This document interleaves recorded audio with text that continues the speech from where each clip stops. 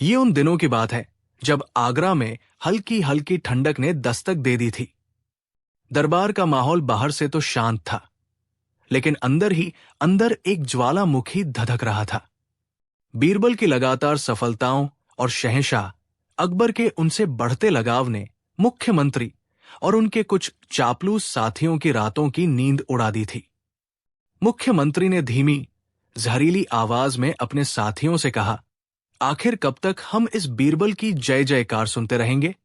शहंशाह को तो उसके सिवा कुछ सूझता ही नहीं।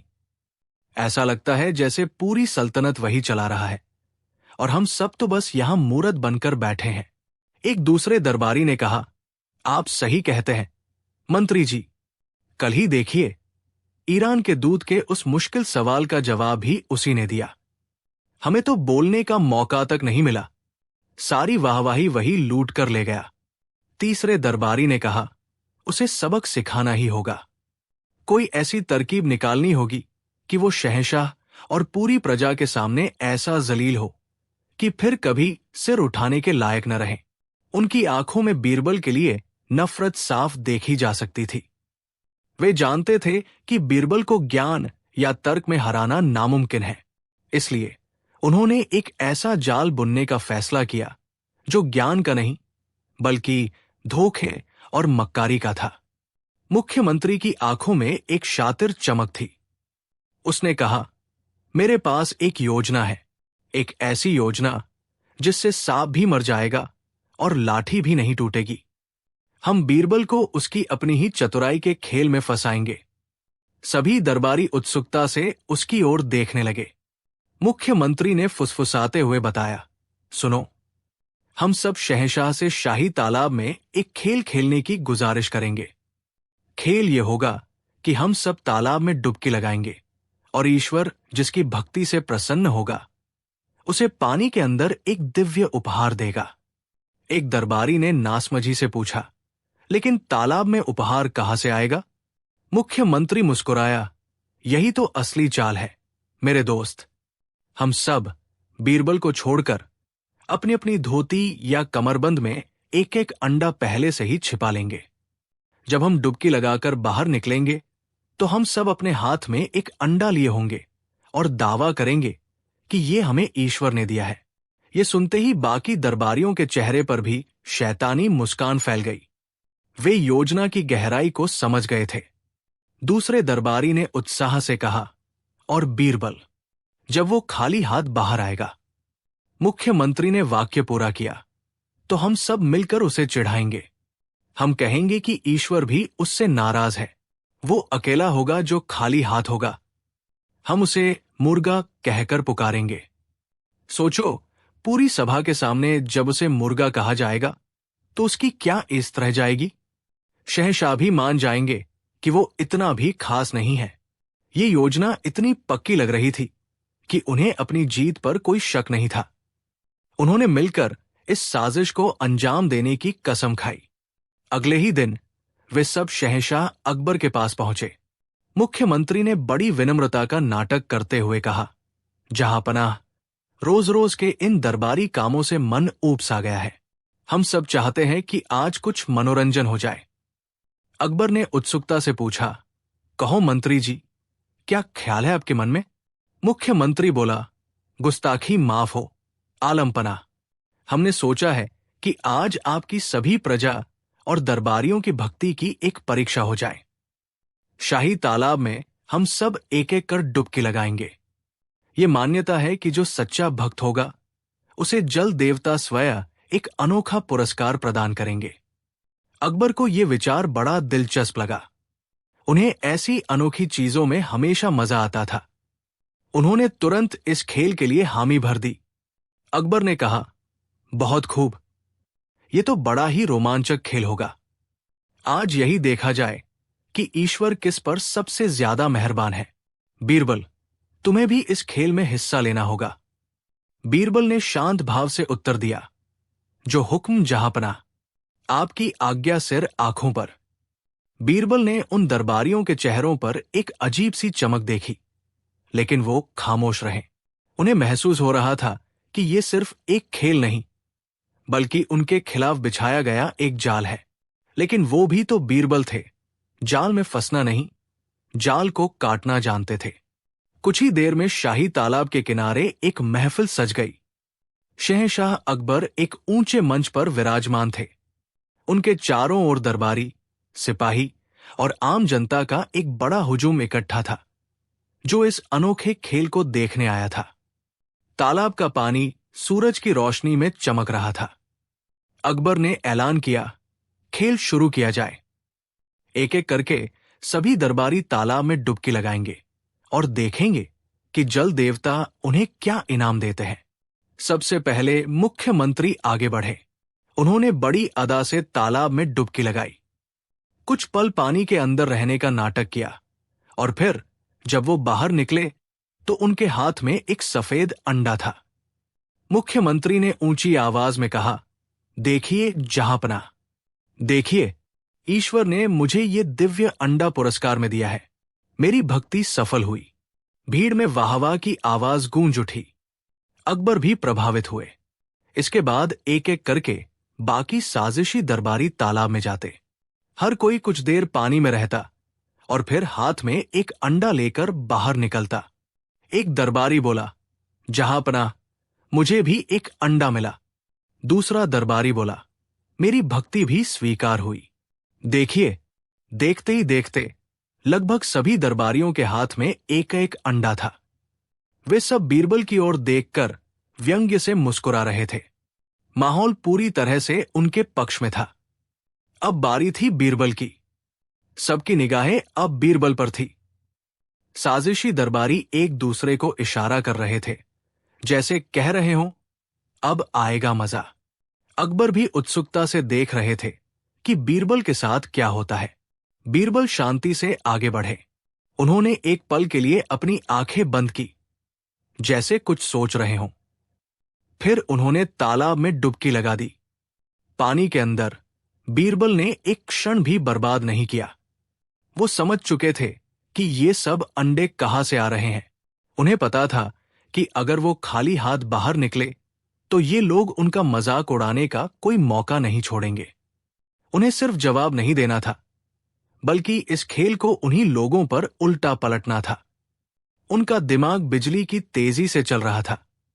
एक अनोखा, एक साहसिक विचार उनके मन में कौंधा। जैसे ही बीरबल पानी से बाहर आए, उनके हाथ खाली थे। ये देखकर मुख्यमंत्री और उनके साथी जोर जोर से हंसने लगे। मुख्यमंत्री ने चिढ़ाते हुए कहा, अरे, बीरबल तो खाली हाथ रह गए। लगता है जल देवता तुमसे नाराज है। दूसरे दरबारी ने तंज कसा, इनकी सारी बुद्धिमानी धरी की धरी रह गई। ईश्वर के सामने किसी की नहीं चलती। अकबर ने थोड़ा निराश होकर पूछा, क्या हुआ बीरबल, तुम्हें कुछ नहीं मिला? बीरबल ने उनकी बातों पर कोई ध्यान नहीं दिया। उनके चेहरे पर हार या शर्मिंदगी का कोई भाव नहीं था, बल्कि उनकी आंखों में एक शरारत भरी चमक थी। इससे पहले कि कोई और कुछ कहता, बीरबल ने अचानक जोर से आवाज लगाई। एक ऐसी आवाज जिसकी किसी ने कल्पना भी नहीं की थी। बीरबल ने जोर से मुर्गे की तरह बांग दी, कुकड़ूकू, कुकड़ूकू। बीरबल की इस हरकत से वहां मौजूद हर व्यक्ति सन्न रह गया। साजिशी दरबारियों का हंसता हुआ चेहरा खुला का खुला रह गया। भीड़ में एकदम खामोशी छा गई। खुद शहंशाह अकबर भी हैरान थे। उन्हें लगा शायद बीरबल हार की वजह से अपना मानसिक संतुलन खो बैठे हैं। अकबर ने हैरानी और थोड़े गुस्से से पूछा, बीरबल, ये क्या पागलपन है? तुम मुर्गे की तरह बांग क्यों दे रहे हो? बीरबल ने बड़ी मासूमियत से शहंशाह की ओर देखा और हाथ जोड़कर बोले, जहांपनाह, इसमें पागलपन कैसा? ये तो इस दिव्य खेल का स्वाभाविक परिणाम है। अकबर ने भौहें सिकोड़कर पूछा, स्वाभाविक परिणाम? क्या मतलब है तुम्हारा? साफ साफ कहो। बीरबल ने अब सभी दरबारियों की ओर इशारा करते हुए कहा, जिनकी हंसी गायब हो चुकी थी, आलमपना, जरा गौर फरमाइए। आपके सभी वफादार दरबारियों ने तालाब में डुबकी लगाई और वे सब एक एक अंडा लेकर बाहर आए। इससे यह साबित होता है कि आपके दरबार की सारी मुर्गियां तो यहां मौजूद हैं। जिन्होंने सफलतापूर्वक अंडे दे दिए हैं। ये सुनते ही अकबर की आंखों में समझ की एक चमक आई। वो बीरबल की बात की गहराई को समझने लगे थे। बीरबल ने अपनी बात जारी रखी, जहांपनाह, जब दरबार की सारी मुर्गियां यहां, तो उनका ध्यान रखने के लिए एक मुर्गे का होना भी तो जरूरी है। मैं ही तो वो अकेला मुर्गा हूं जो इन सभी मुर्गियों का सरदार है। और मुर्गे का काम अंडे देना नहीं, बल्कि बांग देना होता है। इसलिए मैंने अपना कर्तव्य निभाया। कुकड़ूकू। जैसे ही बीरबल ने अपनी बात खत्म की, एक पल के लिए सन्नाटा छाया रहा और फिर शहंशाह अकबर अपने सिंहासन पर बैठे बैठे जोर जोर से हंसने लगे। उनकी हंसी रुकने का नाम ही नहीं ले रही थी। उन्हें हंसता देख पूरी भीड़ भी ठहाके लगाने लगी।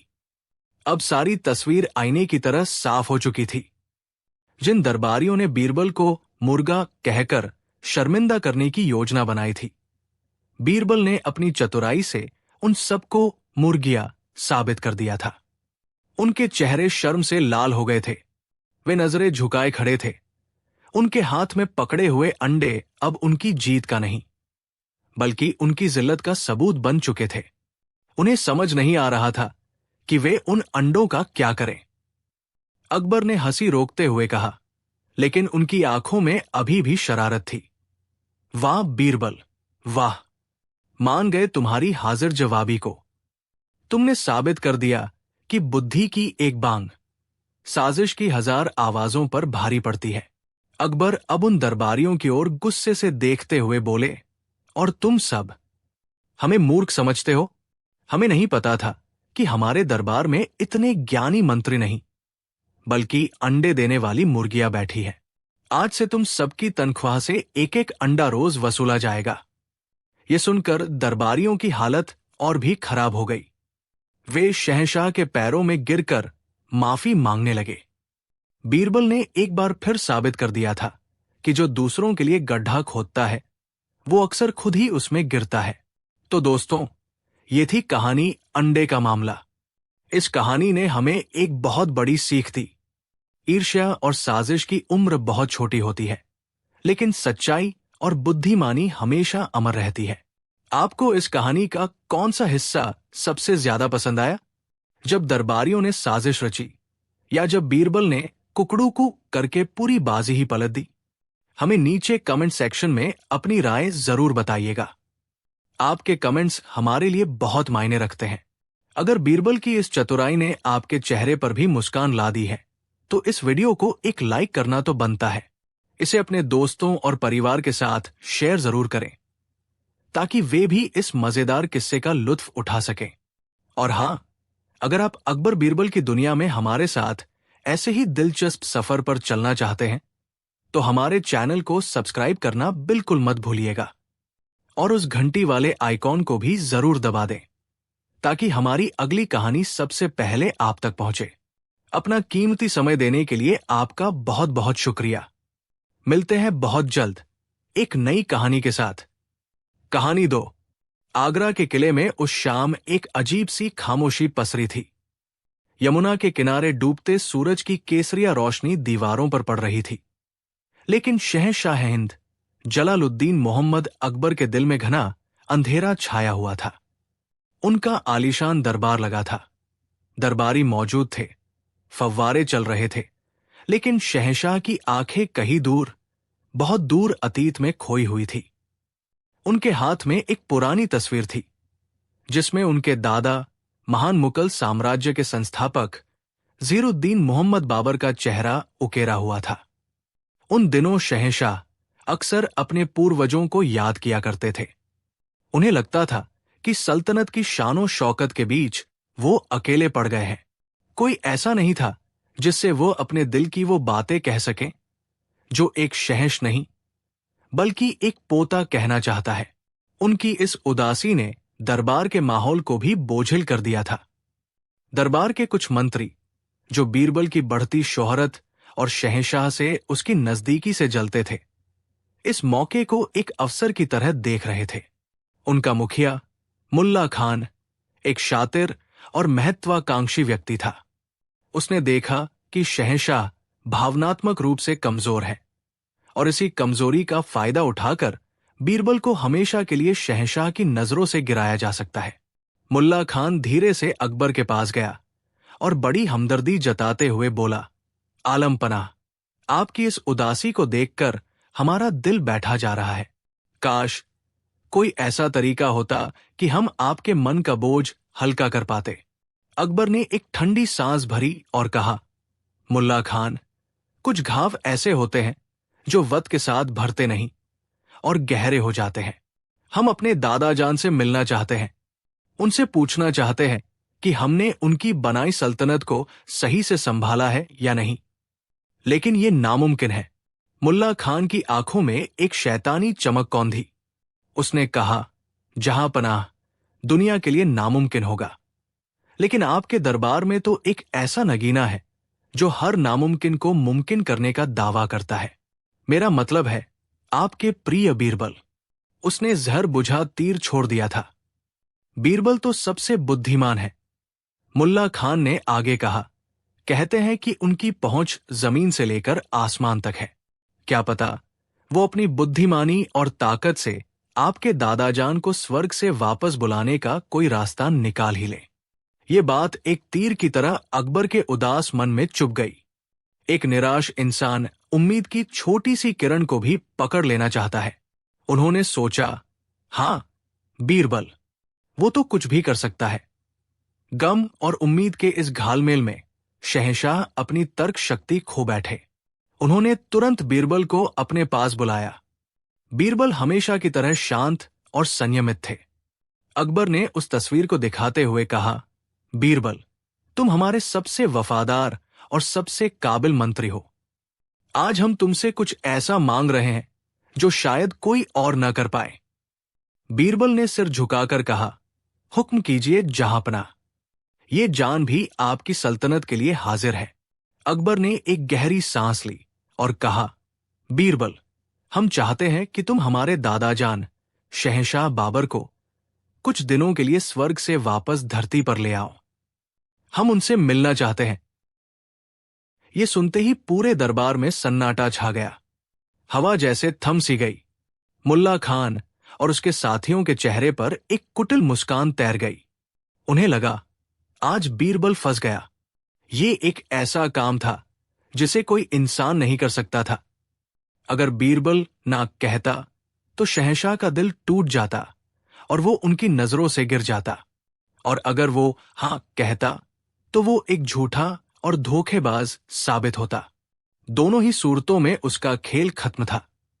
बीरबल ने एक पल के लिए अपनी आंखें बंद की।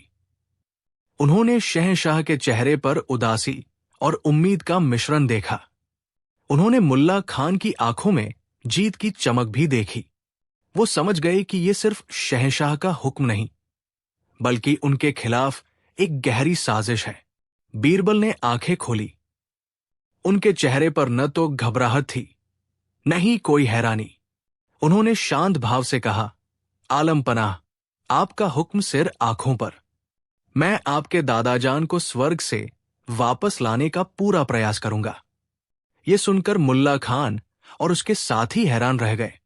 उन्हें उम्मीद थी कि बीरबल कोई बहाना बनाएगा, लेकिन उसने तो चुनौती स्वीकार कर ली। बीरबल ने अपनी बात आगे बढ़ाई, लेकिन जहांपनाह, यह कोई साधारण काम नहीं है।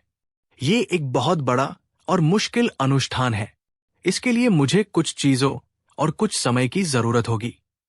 अकबर ने उत्सुकता से पूछा, बताओ बीरबल, तुम्हें क्या चाहिए? सल्तनत का पूरा खजाना तुम्हारे लिए हाजिर है। बीरबल ने कहा, मुझे 6 महीने का समय चाहिए। इन 6 महीनों में मुझे दुनिया से दूर रहकर तपस्या करनी होगी और स्वर्ग के द्वार तक पहुंचने का रास्ता खोजना होगा।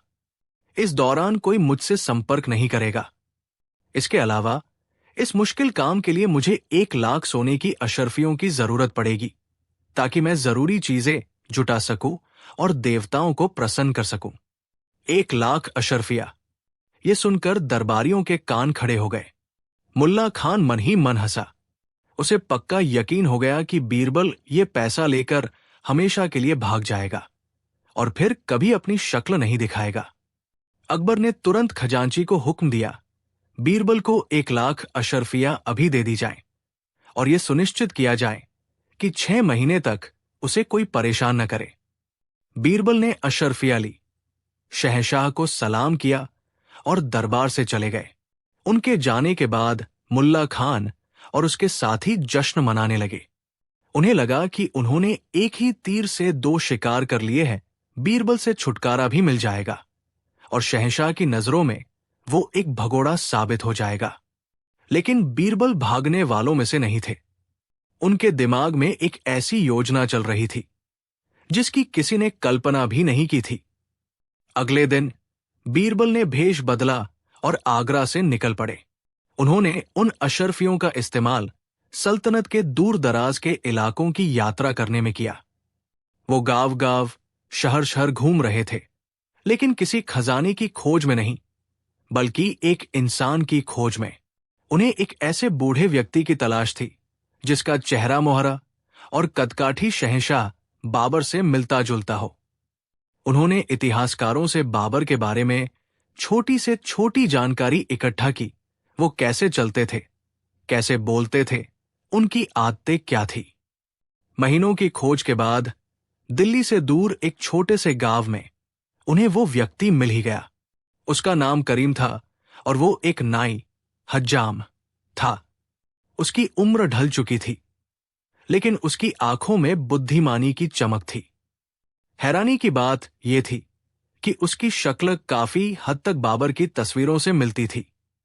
बीरबल करीम से मिले और उसे अपनी पूरी योजना बताई। पहले तो करीम बहुत डरा। शहंशाह के सामने उनके दादा होने का नाटक करना मौत को दावत देने जैसा था। लेकिन बीरबल ने उसे समझाया कि यह सल्तनत की भलाई और शहंश को एक बड़े सदमे से बचाने के लिए जरूरी है। उन्होंने उसे इनाम और सुरक्षा का पूरा आश्वासन दिया। आखिर में करीम मान गया। अब बीरबल का असली काम शुरू हुआ। उन्होंने बाकी के महीने करीम को प्रशिक्षित करने में लगा दिए। उन्होंने उसे एक गुप्त स्थान पर रखा और उसे शहंशाह बाबर के जीवन की हर छोटी बड़ी बात सिखाई।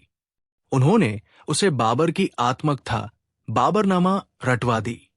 उन्होंने उसे शाही तौर तरीके, चलने बोलने का अंदाज और युद्ध की वो कहानियां सिखाई जिन्हें सिर्फ अकबर ने अपने बुजुर्गों से सुना था।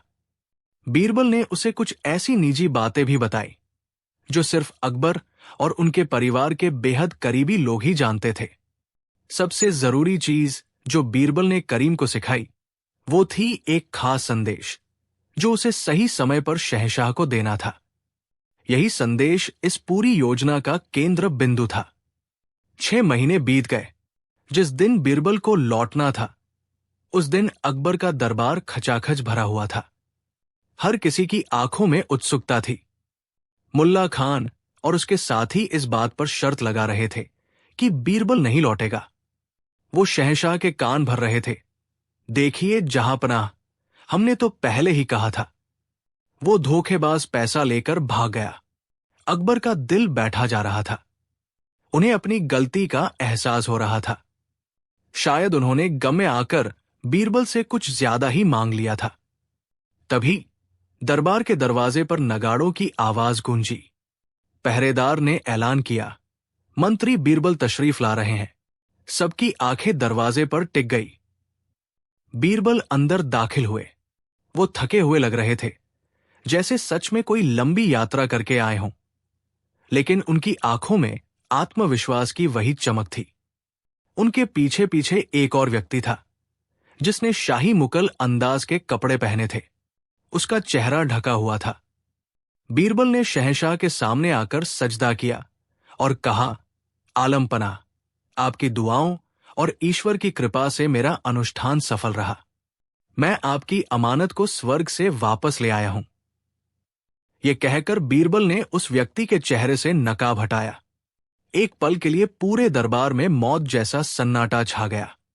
सामने खड़ा व्यक्ति हूबहू शहंशाह बाबर जैसा दिख रहा था। वही कद, वही चेहरा, वही रोबदार आंखें। मुल्ला खान और उसके साथियों के तो होश ही उड़ गए। उन्हें अपनी आंखों पर यकीन नहीं हो रहा था। क्या बीरबल ने सच में ये नामुमकिन काम कर दिखाया? अकबर अपनी गद्दी से खड़े हो गए। उनकी आंखों से आंसू बहने लगे। वो धीरे धीरे उस व्यक्ति की ओर बढ़े। उनके दिल में भावनाओं का तूफान उमड़ रहा था। एक हिस्सा कह रहा था कि यह सच नहीं हो सकता, लेकिन उनका दिल मानने को तैयार नहीं था। दादाजान, अकबर की आवाज कांप रही थी। करीम ने, जिसे बीरबल ने सब कुछ सिखा दिया था, एक हल्की सी मुस्कान के साथ कहा, हां मेरे बच्चे जलाल, तुम तो बहुत बड़े हो गए हो और एक काबिल शहंशाह भी बन गए हो। उसकी आवाज में एक ऐसा ठहराव और रोब था कि अकबर का संदेह लगभग खत्म हो गया। लेकिन फिर भी एक शहंशाह होने के नाते उन्हें यकीन करना था। उन्होंने उसकी परीक्षा लेने का फैसला किया। अकबर ने पूछा, अगर आप ही मेरे दादाजान हैं तो बताइए, जब मैं 5 साल का था तो आपने मुझे मेरे जन्मदिन पर क्या तोहफा दिया था जो आज भी मेरे पास है?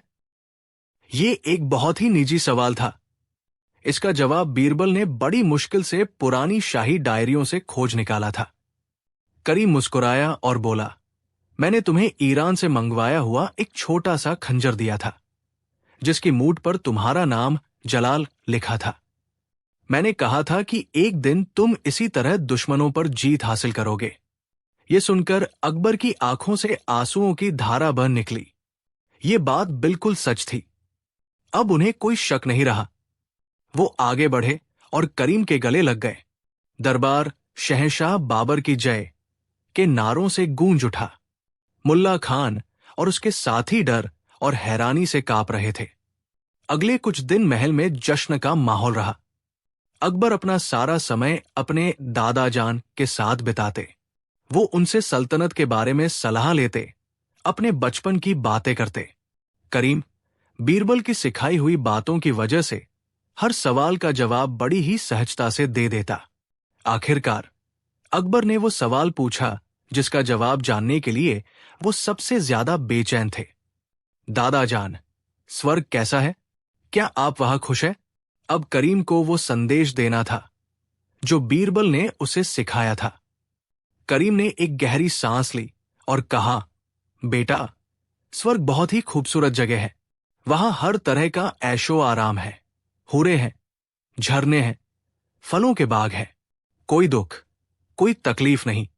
हम सब, तुम्हारे पूर्वज, वहां बहुत खुश है। ये सुनकर अकबर को तसल्ली हुई, लेकिन करीम ने अपनी बात आगे बढ़ाई, पर बेटा, एक बहुत बड़ी तकलीफ है हम सबको वहां। अकबर ने हैरानी से पूछा, तकलीफ? स्वर्ग में कैसी तकलीफ? करीम ने बड़े दुखी मन से कहा, बेटा, स्वर्ग में बाकी सब कुछ तो है, लेकिन वहां एक भी अच्छा नाई, हज्जाम, नहीं है। फरिश्तों को तलवार चलानी आती है, लेकिन उस तरह चलाना बिल्कुल नहीं आता। तुम यकीन नहीं करोगे, तुम्हारे परदादा, तुम्हारे वालिद हुमायूं और मैं, हम सब के बाल और दाढ़ी बेतरतीब ढंग से बढ़ गए हैं। हमारी शान के खिलाफ है ये। हम मुगल शहंशाह होकर ऐसे कैसे रह सकते हैं? ये सुनकर अकबर हैरान रह गए। ये कैसी समस्या थी? करीम ने कहा, मैं तो बस कुछ दिनों के लिए आया हूं, तुम्हारी सल्तनत देखने और तुम्हें यह बताने कि हमें वहां तुम्हारी मदद की जरूरत है।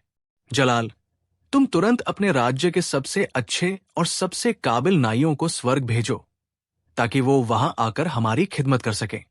हमें उनकी सख्त जरूरत है।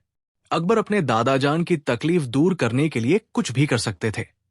उन्होंने तुरंत कहा, जरूर दादाजान, मैं आज ही सल्तनत के सबसे बेहतरीन नाइयों को आपके साथ स्वर्ग भेजने का बंदोबस्त करता हूं। यह कहकर अकबर अपने सिंहासन पर बैठे और दरबारियों की ओर देखा। उनकी नजर सबसे पहले मुल्ला खान पर पड़ी, जो अक्सर अपनी हर कला में माहिर होने का दम भरता था। अकबर ने कहा, मुल्ला खान, तुम हमारे सबसे पुराने और वफादार मंत्री हो। तुम हमेशा कहते हो कि तुम हर काम में निपुण हो। हमें यकीन है कि तुम एक अच्छे नाई का काम भी जानते होगे। हम तुम्हें यह सम्मान देना चाहते हैं। तुम हमारे पूर्वजों की सेवा के लिए स्वर्ग जाने वाले पहले व्यक्ति होगे। ये सुनते ही मुल्ला खान के पैरों तले जमीन खिसक गई। उसका चेहरा सफेद पड़ गया। स्वर्ग जाना मतलब मरना, वो कांपते हुए बोला। लेकिन जहांपना, मैं तो एक मंत्री हूं। मैं उस तरह चलाना नहीं जानता। अकबर ने गुस्से से कहा, यह सम्मान का मौका है, इससे इनकार मत करो। सिपाही, मुल्ला खान और इनके साथियों को शाही सम्मान के साथ स्वर्ग भेजने की तैयारी करो। इन्हें जिंदा दफनाकर स्वर्ग पहुंचाया जाए। अब मुल्ला खान और उसके साथियों की जान पर बनाई। मौत को सामने देखकर उनका सारा घमंड और साजिश धरी की धरी रह गई। वे सब एक साथ अकबर के कदमों में गिर पड़े। मुल्ला खान रोते हुए बोला, हमें माफ कर दीजिए जहांपना। ये सब एक धोखा है। ये आपके असली दादाजान नहीं है। ये सब बीरबल की चाल है। हमने ही बीरबल को फंसाने के लिए आपसे ये नामुमकिन मांग करने को कहा था। हमें लगा था कि वो भाग जाएगा, लेकिन उसने तो सच में किसी को स्वर्ग से लाकर खड़ा कर दिया। हमें माफ कर दीजिए। दरबार में एक बार फिर सन्नाटा छा गया। अकबर ने एक नजर रोते हुए मुल्ला खान पर डाली और फिर शांत खड़े बीरबल की ओर देखा।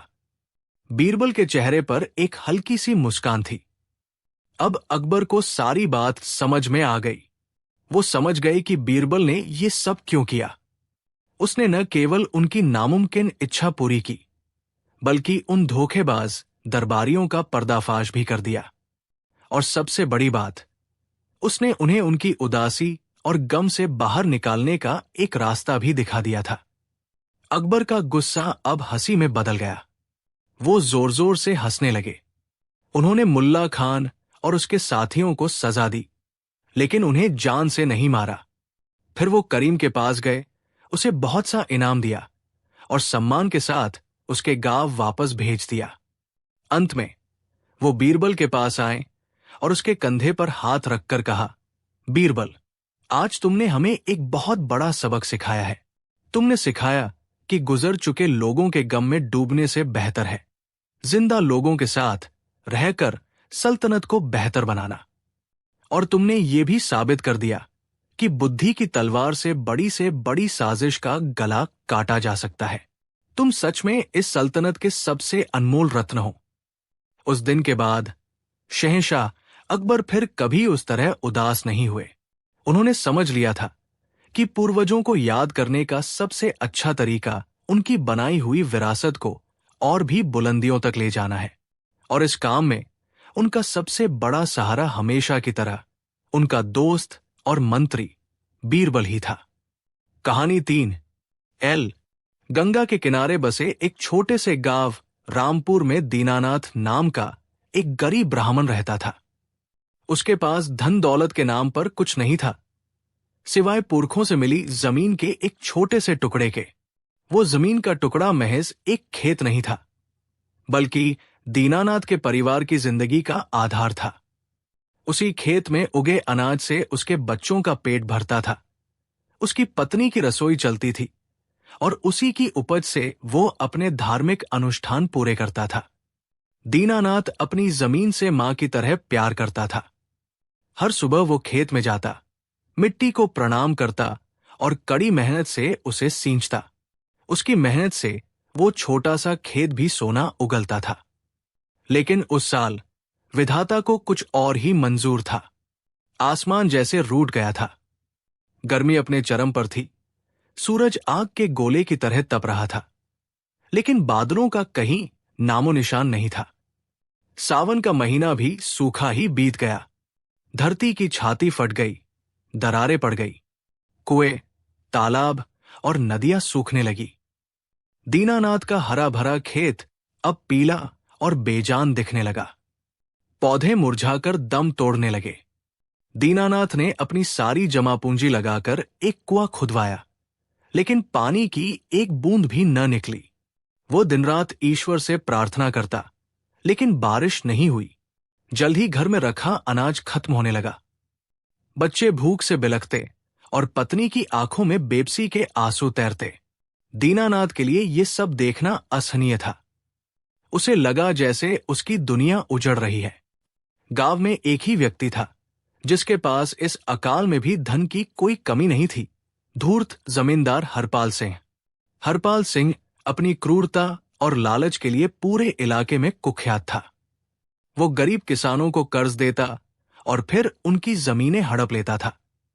उसकी हवेली गांव के बाहर एक छोटे से टीले पर बनी थी, जहां से वो पूरे गांव पर अपनी गिद्ध जैसी नजर रखता था। कोई भी किसान मुसीबत में उसके दरवाजे पर जाने से डरता था, क्योंकि हर कोई जानता था कि हरपाल सिंह की मदद का मतलब अपनी आत्मा को गिरवी रखना है। दीनानाथ ने महीनों तक अपनी स्वाभिमान को बनाए रखा। उसने भूखे रहना स्वीकार किया, लेकिन हरपाल सिंह के सामने हाथ फैलाना उसे गवारा नहीं था। पर जब उसने अपने छोटे बेटे को भूख से बेहोश होकर गिरते देखा, तो उसका सब्र और स्वाभिमान टूट गया। उसे लगा कि बच्चों की जान से बढ़कर कुछ नहीं है। भारी मन और कांपते कदमों से वो एक शाम हरपाल सिंह की हवेली की ओर चल पड़ा।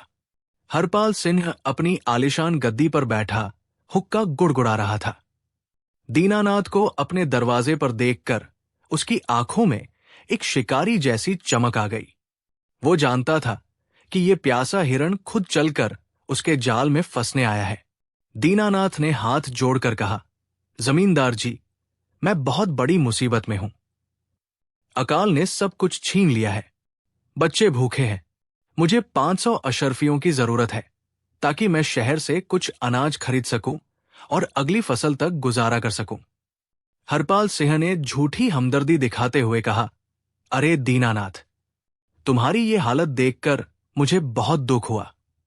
तुम एक सम्मानित ब्राह्मण हो। तुम्हारी मदद करना तो मेरा धर्म है। मैं तुम्हें 500 अशर्फिया जरूर दूंगा। दीनानाथ की आंखों में उम्मीद की एक किरण जागी। उसने कहा, जमींदार जी, आपकी बहुत कृपा होगी। जैसे ही अगली फसल आएगी, मैं आपका एक एक पैसा सूद समेत लौटा दूंगा। पैसे की चिंता मत करो दीनानाथ, हरपाल सिंह ने मक्कारी से कहा। लेकिन तुम तो जानते हो, जमाना बहुत खराब है। कल को कोई मुकर जाए तो? इसलिए हमें एक छोटा सा दस्तावेज बनाना होगा, बस गारंटी के तौर पर। कैसी मालिक? दीनानाथ ने घबराकर पूछा। हरपाल सिंह ने नॉनशैलेंटली कहा, तुम्हें अपनी जमीन का टुकड़ा मेरे पास गिरवी रखना होगा। जब तुम मेरे पैसे लौटा दोगे तो जमीन वापस तुम्हारी हो जाएगी। ये तो बस एक फॉर्मेलिटी है। ये सुनकर दीनानाथ के पैरों तले जमीन खिसक गई। अपनी जमीन को गिरवी रखना, ये तो अपनी मां को बेचने जैसा था। लेकिन फिर उसे अपने भूखे बच्चों का चेहरा याद आया। उसके पास कोई और रास्ता नहीं था। उसने आंसू पीकर कहा, ठीक है जमींदार जी, जैसा आप कहें। हरपाल सिंह ने तुरंत अपने मुंशी को बुलाया और एक दस्तावेज तैयार करवाया। दीनानाथ पढ़ा लिखा नहीं था, वो बस अपना नाम लिखना जानता था। हरपाल सिंह ने दस्तावेज को जोर जोर से पढ़ना शुरू किया। मैं दीनानाथ अपनी मर्जी से अपनी जमीन जमींदार हरपाल सिन्हा के पास 500 अशर्फियों के बदले गिरवी रख रहा हूं। जब मैं ये कर्ज चुका दूंगा तो जमीन मुझे वापस मिल जाएगी। यहां तक तो सब ठीक था, लेकिन हरपाल सिंह ने आखिरी पंक्ति में अपनी धूर्तता का जहर घोल दिया था। उसने एक शर्त जोड़ी थी, जिसे उसने बहुत तेजी से और अस्पष्ट शब्दों में पढ़ा। दीनानाथ ने पूछा, ये आखिरी शर्त क्या है मालिक? हरपाल सिंह ने हंसकर कहा, अरे कुछ खास नहीं पंडित जी, बस यही लिखा है कि तुम अपनी जमीन तभी वापस ले पाओगे जब धरती और आकाश एक हो जाएंगे। ये तो बस एक मुहावरा है, कहने का एक तरीका है कि जब तक सूरज चांद रहेगा हमारा ये रिश्ता बना रहेगा। तुम चिंता मत करो। दीनानाथ उसकी बातों के जाल में फंस गया। उसे लगा कि ये जमींदार का बस बात करने का एक अंदाज है। उसने कांपते हाथों से दस्तावेज पर अपना अंगूठा लगा दिया। हरपाल सिंह ने उसे अशर्फियों की थैली थमाई और मन ही मन अपनी जीत पर मुस्कुराया। वो जानता था कि धरती और आकाश कभी एक नहीं हो सकते, और अब ये जमीन हमेशा के लिए उसकी हो चुकी थी। दीनानाथ ने उन पैसों से अपने परिवार को संभाला। कुछ महीनों बाद ईश्वर ने उसकी प्रार्थना सुन ली। आसमान में काले बादल घिर आए और झमाझम बारिश होने लगी। सूखी धरती की प्यास बुझी। किसानों के चेहरे खिल उठे। दीनानाथ ने दिन रात मेहनत करके अपने खेत में फसल लगाई। इस बार फसल इतनी अच्छी हुई कि उसकी सारी परेशानियां दूर हो गई। फसल बेचकर उसने 500 अशर्फिया और उस पर बना सूद इकट्ठा किया और सीधे हरपाल सिंह की हवेली पहुंचा। जमींदार जी, ये लीजिए आपकी पूरी रकम। दीनानाथ ने पैसों की थैली उसके सामने रखते हुए कहा। अब कृपा करके मेरी जमीन का दस्तावेज मुझे वापस कर दीजिए। हरपाल सिंह ने एक जोरदार ठहाका लगाया। उसकी हंसी में क्रूरता और मजाक था। जमीन? कैसी जमीन पंडित? वो जमीन तो अब मेरी है। दीनानाथ हैरान रह गया। ये आप क्या कह रहे हैं? बात तो यही हुई थी कि पैसे चुकाने पर आप मेरी जमीन लौटा देंगे। हरपाल सिंह ने उस दस्तावेज को अपनी तिजोरी से निकाला और दीनानाथ के मुंह पर फेंकते हुए कहा, पढ़ो इसे। इसमें साफ साफ लिखा है, तुम अपनी जमीन तभी वापस पा सकते हो जब धरती और आकाश एक हो जाएंगे। जाओ, पहले उन दोनों को मिलाकर आओ, फिर अपनी जमीन की बात करना। अब दीनानाथ को उस धोखे का एहसास हुआ। उसकी दुनिया लुट चुकी थी। वो गिड़गिड़ाया, रोया, हरपाल सिंह के पैरों में गिर गया। लेकिन उस पत्थर दिल इंसान पर कोई असर नहीं हुआ। उसने दीनानाथ को धक्के मारकर अपनी हवेली से बाहर निकाल दिया। दीनानाथ टूट चुका था। उसने गांव की पंचायत में गुहार लगाई, लेकिन हरपाल सिंह ने सबको अपने पैसे और ताकत से खरीद रखा था। कोई भी जमींदार के खिलाफ जाने की हिम्मत नहीं कर सका। दीनानाथ हर दरवाजे से निराश लौटा।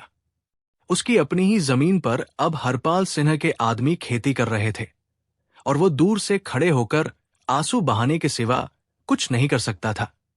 एक दिन जब दीनानाथ पूरी तरह से निराश हो चुका था, गांव के एक बूढ़े ने उसे सलाह दी, बेटा, यहां तुम्हारी कोई नहीं सुनेगा, तुम आगरा जाओ।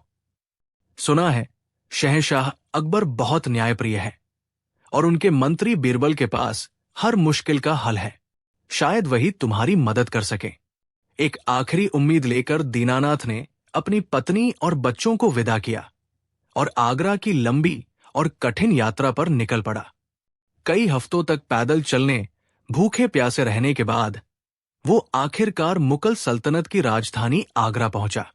आगरा की शानो शौकत देखकर उसकी आंखें चौंधिया गई। शाही किले के बाहर हजारों की भीड़ थी। एक गरीब फटेहाल ब्राह्मण के लिए शहंशाह तक पहुंचना लगभग नामुमकिन था।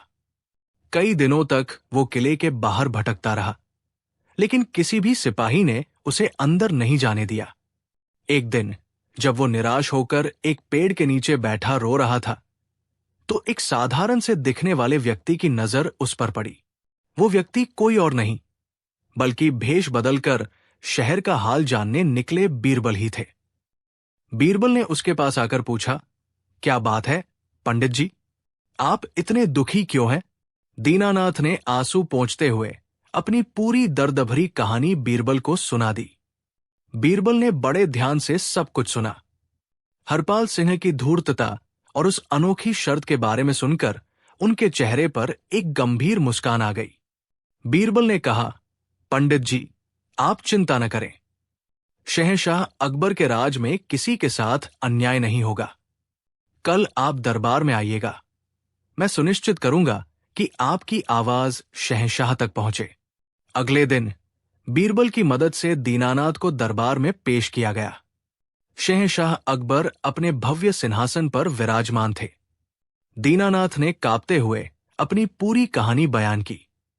जमींदार की धोखेबाजी की बात सुनकर शहंशाह की आंखों में गुस्सा उतर आया। उन्होंने तुरंत हरपाल सिंह को दरबार में पेश करने का हुक्म दिया। कुछ हफ्तों बाद हरपाल सिंह शाही दरबार में हाजिर हुआ। वो पूरी तरह से आश्वस्त था। उसके हाथ में वह दस्तावेज था जो कानूनी रूप से उसे सही साबित करता था। अकबर ने पूछा, हरपाल सिंह, क्या इस ब्राह्मण का आरोप सच है? हरपाल सिंह ने सिर झुकाकर कहा, आलम पनाह, ये ब्राह्मण झूठ बोल रहा है। इसने अपनी मर्जी से अपनी जमीन मेरे पास गिरवी रखी थी और ये दस्तावेज उसका सबूत है। उसने दस्तावेज शहंशाह के सामने पेश किया। अकबर ने दस्तावेज पढ़ा। शर्त पढ़कर वो भी सोच में पड़ गए। कानूनी तौर पर हरपाल सिंह गलत नहीं था। दीनानाथ ने खुद उस शर्त पर अंगूठा लगाया था। दरबार में मौजूद सभी मंत्री भी चुप थे। उन्हें कोई रास्ता नहीं सूझ रहा था। हरपाल सिंह मन ही मन अपनी जीत पर खुश हो रहा था। तभी बीरबल अपनी जगह से उठे। उन्होंने शहंशाह से इजाजत लेकर कहा, जहांपनाह, दस्तावेज के अनुसार जमींदार हरपाल सिंह अपनी जगह सही है। दीनानाथ को जमीन तभी वापस मिल सकती है जब धरती और आकाश एक हो जाएं। इसमें कोई शक नहीं है। यह सुनकर दीनानाथ का दिल टूट गया। उसे लगा बीरबल भी जमींदार का साथ दे रहे हैं। हरपाल सिंह की छाती गर्व से और चौड़ी हो गई। लेकिन बीरबल ने अपनी बात जारी रखी, इसलिए जहांपनाह, हमें बस इस शर्त को पूरा करना है। हमें धरती और आकाश को मिलाना होगा। दरबार में मौजूद सभी लोग हैरान रह गए। ये कैसी बात थी? ये तो नामुमकिन था। बीरबल ने शहंशाह से कहा, गुस्ताखी माफ हो, आलम पनाह, लेकिन इस मामले का फैसला रामपुर गांव में उसी खेत के पास होगा। मेरा निवेदन है कि आप जमींदार हरपाल सिंह, दीनानाथ और कुछ दरबारी मेरे साथ रामपुर चलें। अकबर बीरबल की योजना समझ नहीं पाए, लेकिन उन्हें बीरबल की बुद्धिमानी पर पूरा भरोसा था। उन्होंने तुरंत रामपुर चलने की तैयारी का आदेश दिया। अगले दिन पूरा शाही काफिला रामपुर गांव पहुंचा। शहंशाह को अपने गांव में देखकर सभी गांव वाले हैरान रह गए। दीनानाथ के खेत के पास एक शाही खेमा लगाया गया। बीरबल ने गांव के कुछ कारीगरों को बुलाया और उन्हें एक बहुत बड़ा विशाल आईना, दर्पण बनाने का आदेश दिया। कारीगर दिन रात काम करके एक ऐसा आईना तैयार करने में जुट गए जो किसी ने पहले कभी नहीं देखा था। कुछ दिनों बाद वो विशाल आईना बनकर तैयार हो गया। बीरबल ने कारीगरों को आदेश दिया कि उस आईने को दीनानाथ के खेत के बीचों बीच जमीन पर लिटा दिया जाए। जब आईना खेत में रख दिया गया तो बीरबल ने शहंशाह अकबर, हरपाल सिंह और दीनानाथ को खेत के पास बुलाया। पूरा गांव ये तमाशा देखने के लिए इकट्ठा हो गया था। बीरबल ने हरपाल सिंह से पूछा, जमींदार जी, अपनी शर्त एक बार फिर से दोहराइए। हरपाल सिंह ने बड़े घमंड से कहा, शर्त यह है कि ये जमीन दीनानाथ को तभी वापस मिलेगी जब धरती और आकाश एक हो जाएंगे। ठीक है, बीरबल ने मुस्कुराते हुए कहा, तो फिर जरा गौर से देखिए। बीरबल ने हरपाल सिंह को उस विशाल आईने के सामने खड़ा कर दिया। सुबह का समय था। आसमान बिल्कुल साफ और नीला था। जब हरपाल सिंह ने आईने में देखा तो वो सन्न रह गया। उस विशाल आईने में ऊपर का पूरा नीला आसमान साफ साफ दिखाई दे रहा था। आईना जमीन पर रखा था और उसमें आसमान का प्रतिबिंब ऐसे दिख रहा था मानो आसमान खुद धरती पर उतर आया हो। ऐसा लग रहा था जैसे जमीन और आसमान मिलकर एक हो गए हैं। बीरबल ने ऊंची आवाज में ऐलान किया, देखिए जमींदार साहब, आपकी शर्त पूरी हो गई।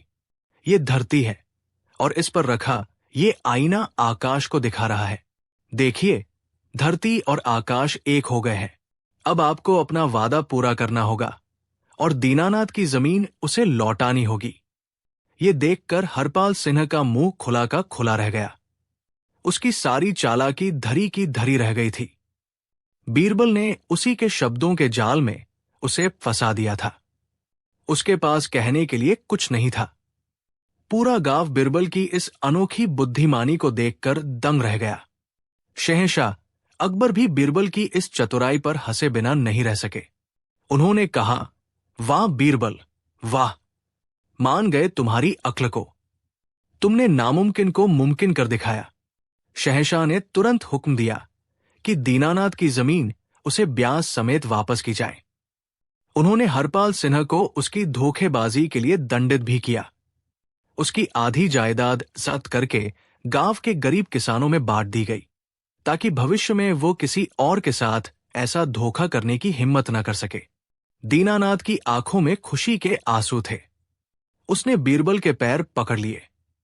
बीरबल ने उसे उठाकर गले से लगा लिया और कहा, ये शहंशाह का न्याय है।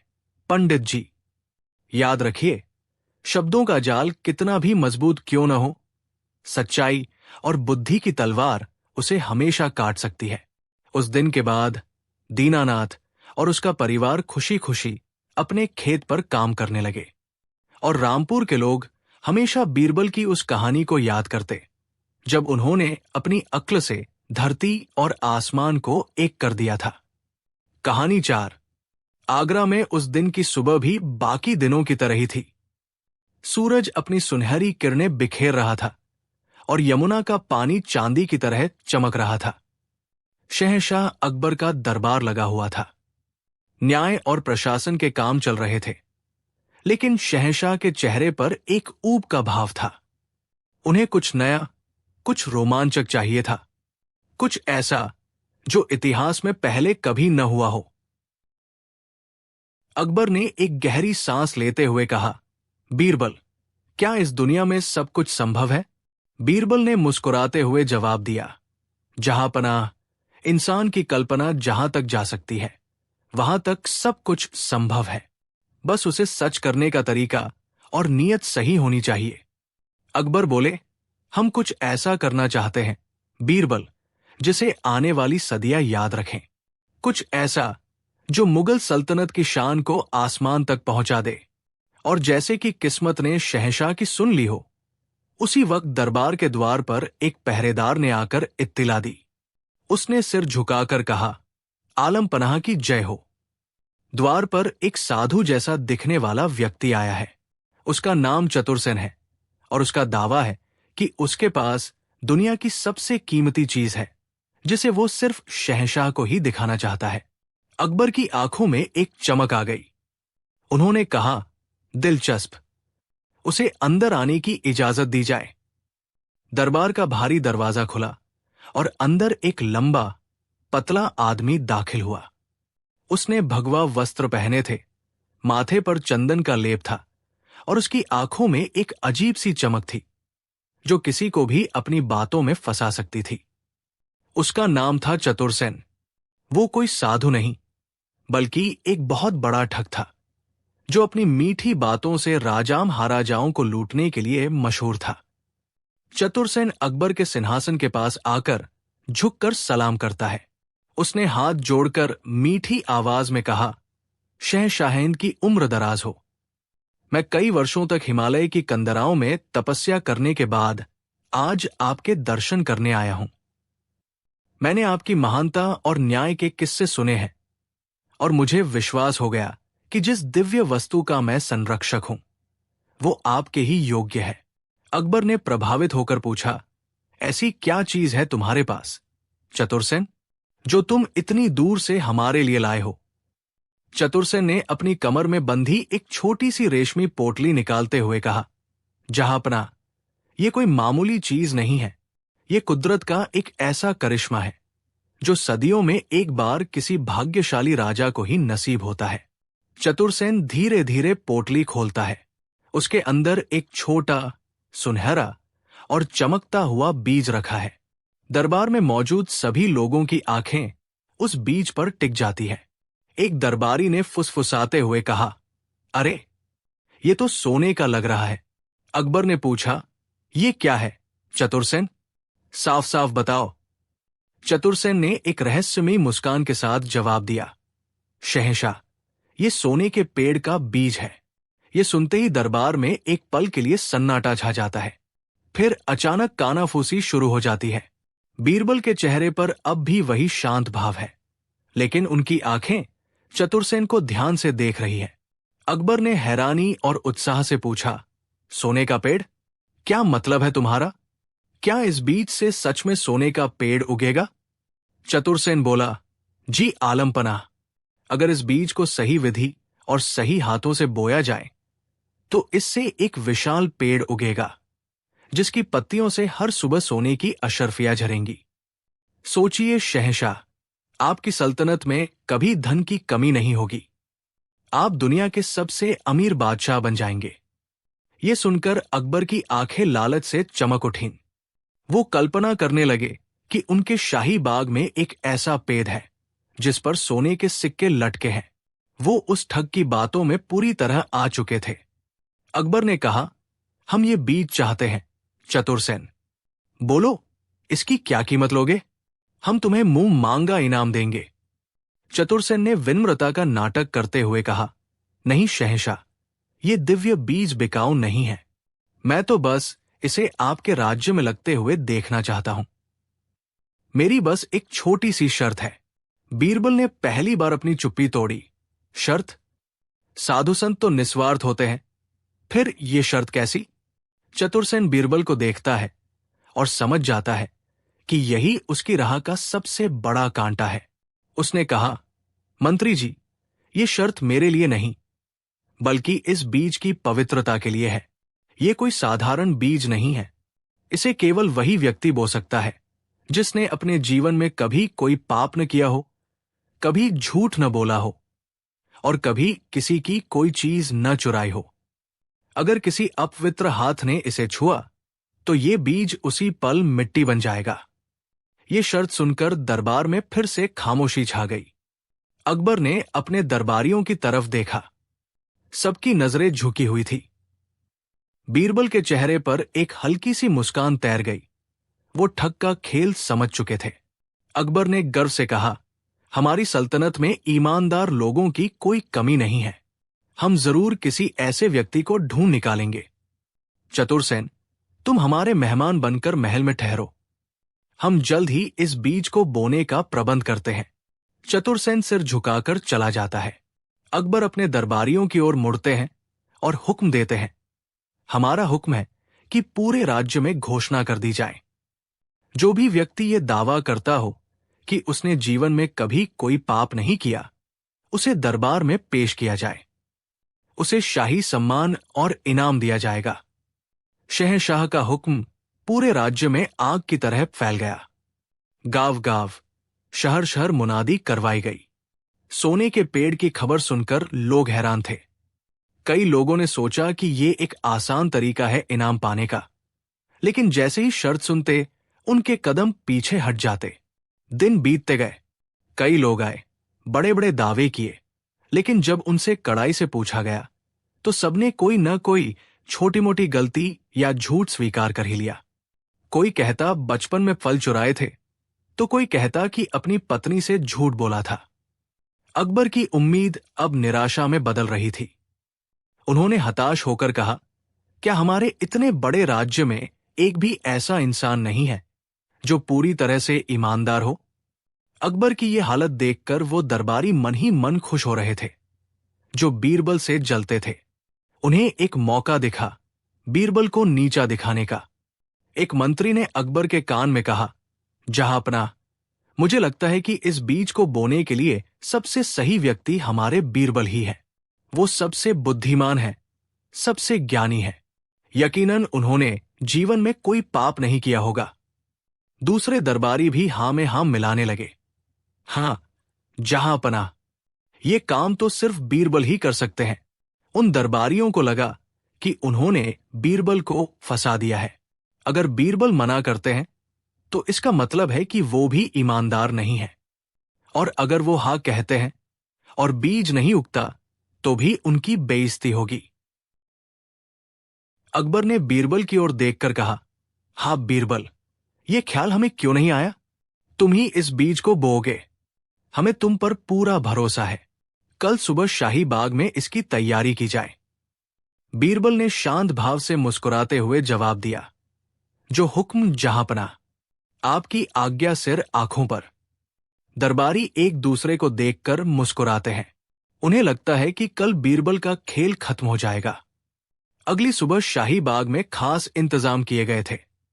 बादशाह अकबर, उनके सभी मंत्री, दरबारी और ठग चतुरसेन वहां मौजूद थे। शहर की आम जनता भी ये करिश्मा देखने के लिए जमा थी। बीरबल के हाथ में वो सुनहरी रेशमी पोटली थी जिसमें बीज रखा था। बीरबल बीज बोने के लिए तैयार की गई जगह के पास जाते हैं। सबकी सांसें रुकी हुई है। बीरबल ने जमीन पर बैठकर मिट्टी को बराबर किया। उन्होंने पोटली खोली और उस चमकते हुए सुनहरे बीज को हाथ में लिया। सबकी आंखें उन्हीं पर थी। दरबारी मजाक उड़ाने के लिए तैयार थे, लेकिन ठीक बीज को मिट्टी में रखने से पहले बीरबल अचानक रुक गए। बीरबल खड़े हो जाते हैं और ठग चतुरसेन की ओर देखते हैं। उन्होंने ऊंची आवाज में कहा, 1 मिनट, मुझे एक बात याद आई। अकबर ने पूछा, क्या हुआ बीरबल, अब क्यों रुक गए? बीरबल बोले, जहांपनाह, मैं तो आपका एक साधारण सेवक हूं, एक मंत्री हूं। मैंने अपने जीवन में कई बार राज्य की भलाई के लिए कूटनीति का सहारा लिया है, जिसमें शायद सच को थोड़ा बहुत तोड़ना मरोड़ना पड़ा हो। और बचपन में मैंने भी अपने दोस्तों के साथ पड़ोस के बाग से कुछ आम जरूर चुराए थे। तो इस हिसाब से मैं इस पवित्र बीज को बोने के योग्य नहीं हूं। यह सुनकर जलने वाले दरबारी खुश हो जाते हैं। उन्हें लगता है बीरबल ने हार मान ली। एक दरबारी बोला, देखा जहांपनाह, हमने तो पहले ही कहा था। बीरबल ने उस दरबारी को नजरअंदाज करते हुए चतुरसेन की तरफ घूमकर कहा, लेकिन मेरे मन में एक विचार आ रहा है। ये बीज इन महान साधु चतुरसेन जी का है। इन्होंने सालों हिमालय में तपस्या की है। ये तो साक्षात पवित्रता की मूरत है। इनसे ज्यादा शुद्ध और निष्पाप व्यक्ति इस पूरी दुनिया में कौन हो सकता है? बीरबल बीज को चतुरसेन की ओर बढ़ाते हैं। तो मेरे विचार में इस बीज को बोने की शुरुआत इन्हीं के हाथों से होनी चाहिए। हे महान तपस्वी, आप ही अपने पवित्र हाथों से इस बीज को मिट्टी में रखिए। ये सुनकर ठग चतुरसेन का चेहरा पीला पड़ गया। उसके माथे पर पसीना आ गया। वो जानता था कि वो सबसे बड़ा झूठा और चोर है। अगर उसने बीज को छू लिया तो उसकी पोल खुल जाएगी कि बीज नकली है और मिट्टी बन जाएगा। चतुरसेन हकलाते हुए बोला, ना, नहीं, मैं तो एक साधु हूं। मैं सांसारिक चीजों को हाथ नहीं लगाता। मेरा काम तो बस मार्गदर्शन करना था। बीरबल मुस्कुराते हुए बोले, अरे, कैसी बात करते हैं आप? ये तो एक पुण्य का काम है। आप तो इतने महान हैं कि चोरी और झूठ क्या होता है, ये शायद आप जानते भी नहीं होंगे। बीरबल अब अकबर की ओर मुड़ते हैं। जहांपनाह, अगर साधु जी नहीं, तो फिर इस बीज को हमारे राज्य के सबसे बड़े और सबसे ईमानदार व्यक्ति को बोना चाहिए। और वो आप हैं। आप शहंशाह हिंद हैं। आपसे ज्यादा न्यायप्रिय और सच्चा कौन हो सकता है? अब अकबर फंस गए। वो जानते थे कि एक राजा होने के नाते उन्हें कई बार ऐसे फैसले लेने पड़े हैं जो शायद पूरी तरह से सच न हो। वो पूरी प्रजा के सामने ये दावा नहीं कर सकते थे कि उन्होंने कभी कोई गलती नहीं की। अकबर थोड़ा शर्माते हुए बोले, नहीं बीरबल, हम भी इंसान हैं, हमसे भी भूल हुई होगी। अब बीरबल अपने बाकी मंत्रियों और दरबारियों की ओर देखते हैं, जो कुछ देर पहले उन पर हंस रहे थे। तो फिर हमारे वित्त मंत्री जी या सेनापति जी, आप में से कोई है जो ये दावा कर सके कि उसने कभी कोई हेरफेर नहीं की, कभी कोई झूठ नहीं बोला? सारे दरबारियों की गर्दन शर्म से झुक जाती है। कोई एक शब्द नहीं बोलता। बीरबल ने एक ही चाल में सबको चुप करा दिया था। अब वो वापस उस कांपते हुए ठग चतुरसेन की ओर घूमे। उनकी आवाज अब शांत नहीं, बल्कि कड़क थी। चतुरसेन, अब इस ड्रामे को बंद करो। सच ये है कि इस दुनिया में कोई भी इंसान ऐसा नहीं है जिसने जीवन में कभी कोई छोटी मोटी गलती न की हो। और तुम ये बात अच्छी तरह जानते थे। तुम्हारी शर्त ही तुम्हारा झूठ है। तुमने ये शर्त इसलिए रखी ताकि कोई भी इस बीज को बो ही न पाए और तुम ये कहकर निकल जाओ कि इस राज्य में कोई पवित्र व्यक्ति ही नहीं है, और इस बीच तुम शहंशाह से इनाम लेकर रफू चक्कर हो जाते। बीरबल उस बीज को हाथ में उठाते हैं और जोर से जमीन पर फेंकते हैं। बीज टूटकर बिखर जाता है। अंदर से पीतल का चूरा निकलता है। देख लीजिए जहांपनाह, यह है सोने के पेड़ का सच। ये सोने का नहीं, बल्कि पीतल का बना है, जिस पर सोने का पानी चढ़ाया गया है। सबूत सामने देखकर चतुरसेन अकबर के कदमों में गिर पड़ता है और माफी मांगने लगता है। मुझे माफ कर दीजिए जहांपनाह, मुझसे बहुत बड़ी गलती हो गई। मैं एक ठग हूं। अकबर ने गुस्से से हुक्म दिया, सिपाही, ले जाओ इसे और कालकोरी में डाल दो। इसकी सारी संपत्ति जब्त कर ली जाए। सिपाही चतुरसेन को घसीटते हुए ले जाते हैं। अकबर का गुस्सा अब शांत हो चुका था। वो शर्मिंदा भी थे कि वो इतने बड़े धोखे में आ गए थे। उन्होंने बीरबल की ओर देखा, जिनकी बुद्धिमानी ने एक बार फिर सल्तनत को एक बड़े धोखे से बचा लिया था। अकबर ने कहा, बीरबल, आज तुमने हमारी आंखें खोल दी। हम लालच में इतने अंधे हो गए थे कि सच और झूठ का फर्क ही भूल गए। बीरबल ने सिर झुकाकर जवाब दिया, जहांपनाह, लालच इंसान की बुद्धि पर पर्दा डाल देता है। असली दौलत सोने चांदी में नहीं, बल्कि मेहनत, ईमानदारी और अक्ल में होती है। कोई भी पेड़ मेहनत के बीज के बिना फल नहीं देता। अकबर मुस्कुराए और बोले, तुमने सच कहा बीरबल, तुम ही हमारी सल्तनत के सबसे कीमती रत्न हो। यह कहकर अकबर ने अपना कीमती हार उतारकर बीरबल को पहना दिया। पूरा दरबार बीरबल की जय जयकार से गूंज उठता है। तो दोस्तों, ये थी कहानी सोने के पेड़ की। इस कहानी ने हमें सिखाया कि दुनिया में कोई भी शॉर्टकट नहीं होता। सच्ची दौलत और सफलता केवल कड़ी मेहनत और ईमानदारी से ही मिलती है। आपको इस कहानी में सबसे अच्छा हिस्सा कौन सा लगा? जब बीरबल ने उस ठग की पोल खोली, या जब उन्होंने सभी दरबारियों को चुप करा दिया? नीचे कमेंट सेक्शन में हमें जरूर बताइए। हमें आपके कमेंट्स पढ़ना बहुत अच्छा लगता है। अगर आपको यह कहानी पसंद आई हो तो प्लीज इस वीडियो को एक लाइक जरूर दें। इसे अपने दोस्तों और परिवार के साथ शेयर करें, ताकि वे भी अकबर बीरबल के इन दिलचस्प किस्सों का आनंद ले सकें। और सबसे जरूरी बात, अगर आप भविष्य में भी ऐसी ही मजेदार और ज्ञानवर्धक कहानियां देखना चाहते हैं तो हमारे चैनल को सब्सक्राइब करना बिल्कुल न भूलें और उस घंटी वाले आइकॉन को भी दबा दें, ताकि हमारी कोई भी नई कहानी आपसे मिस न हो। देखने के लिए आपका बहुत बहुत शुक्रिया। मिलते हैं अगली कहानी में। कहानी 5, यमुना नदी के किनारे, जहां आगरा के शाही किले की भव्य परछाई पानी में तैरती थी, वही एक छोटी सी बस्ती थी धोबियों की। सूरज की पहली किरण के साथ ही यहां जिंदगी की हलचल शुरू हो जाती थी। पत्थरों पर कपड़ों के पीटने की धप-धप की आवाज, पानी के छपाके और धोबियों के गीत, यही इस बस्ती की पहचान थी। इसी बस्ती में रहता था भोला, एक सीधा सादा और मेहनती धोबी। भोला के पास दुनिया की दौलत तो नहीं थी, लेकिन उसके पास 2 ऐसी चीजें थी जो उसके लिए किसी खजाने से कम नहीं थी। उसकी ईमानदारी और उसका गधा, जिसका नाम उसने प्यार से सुल्तान रखा था।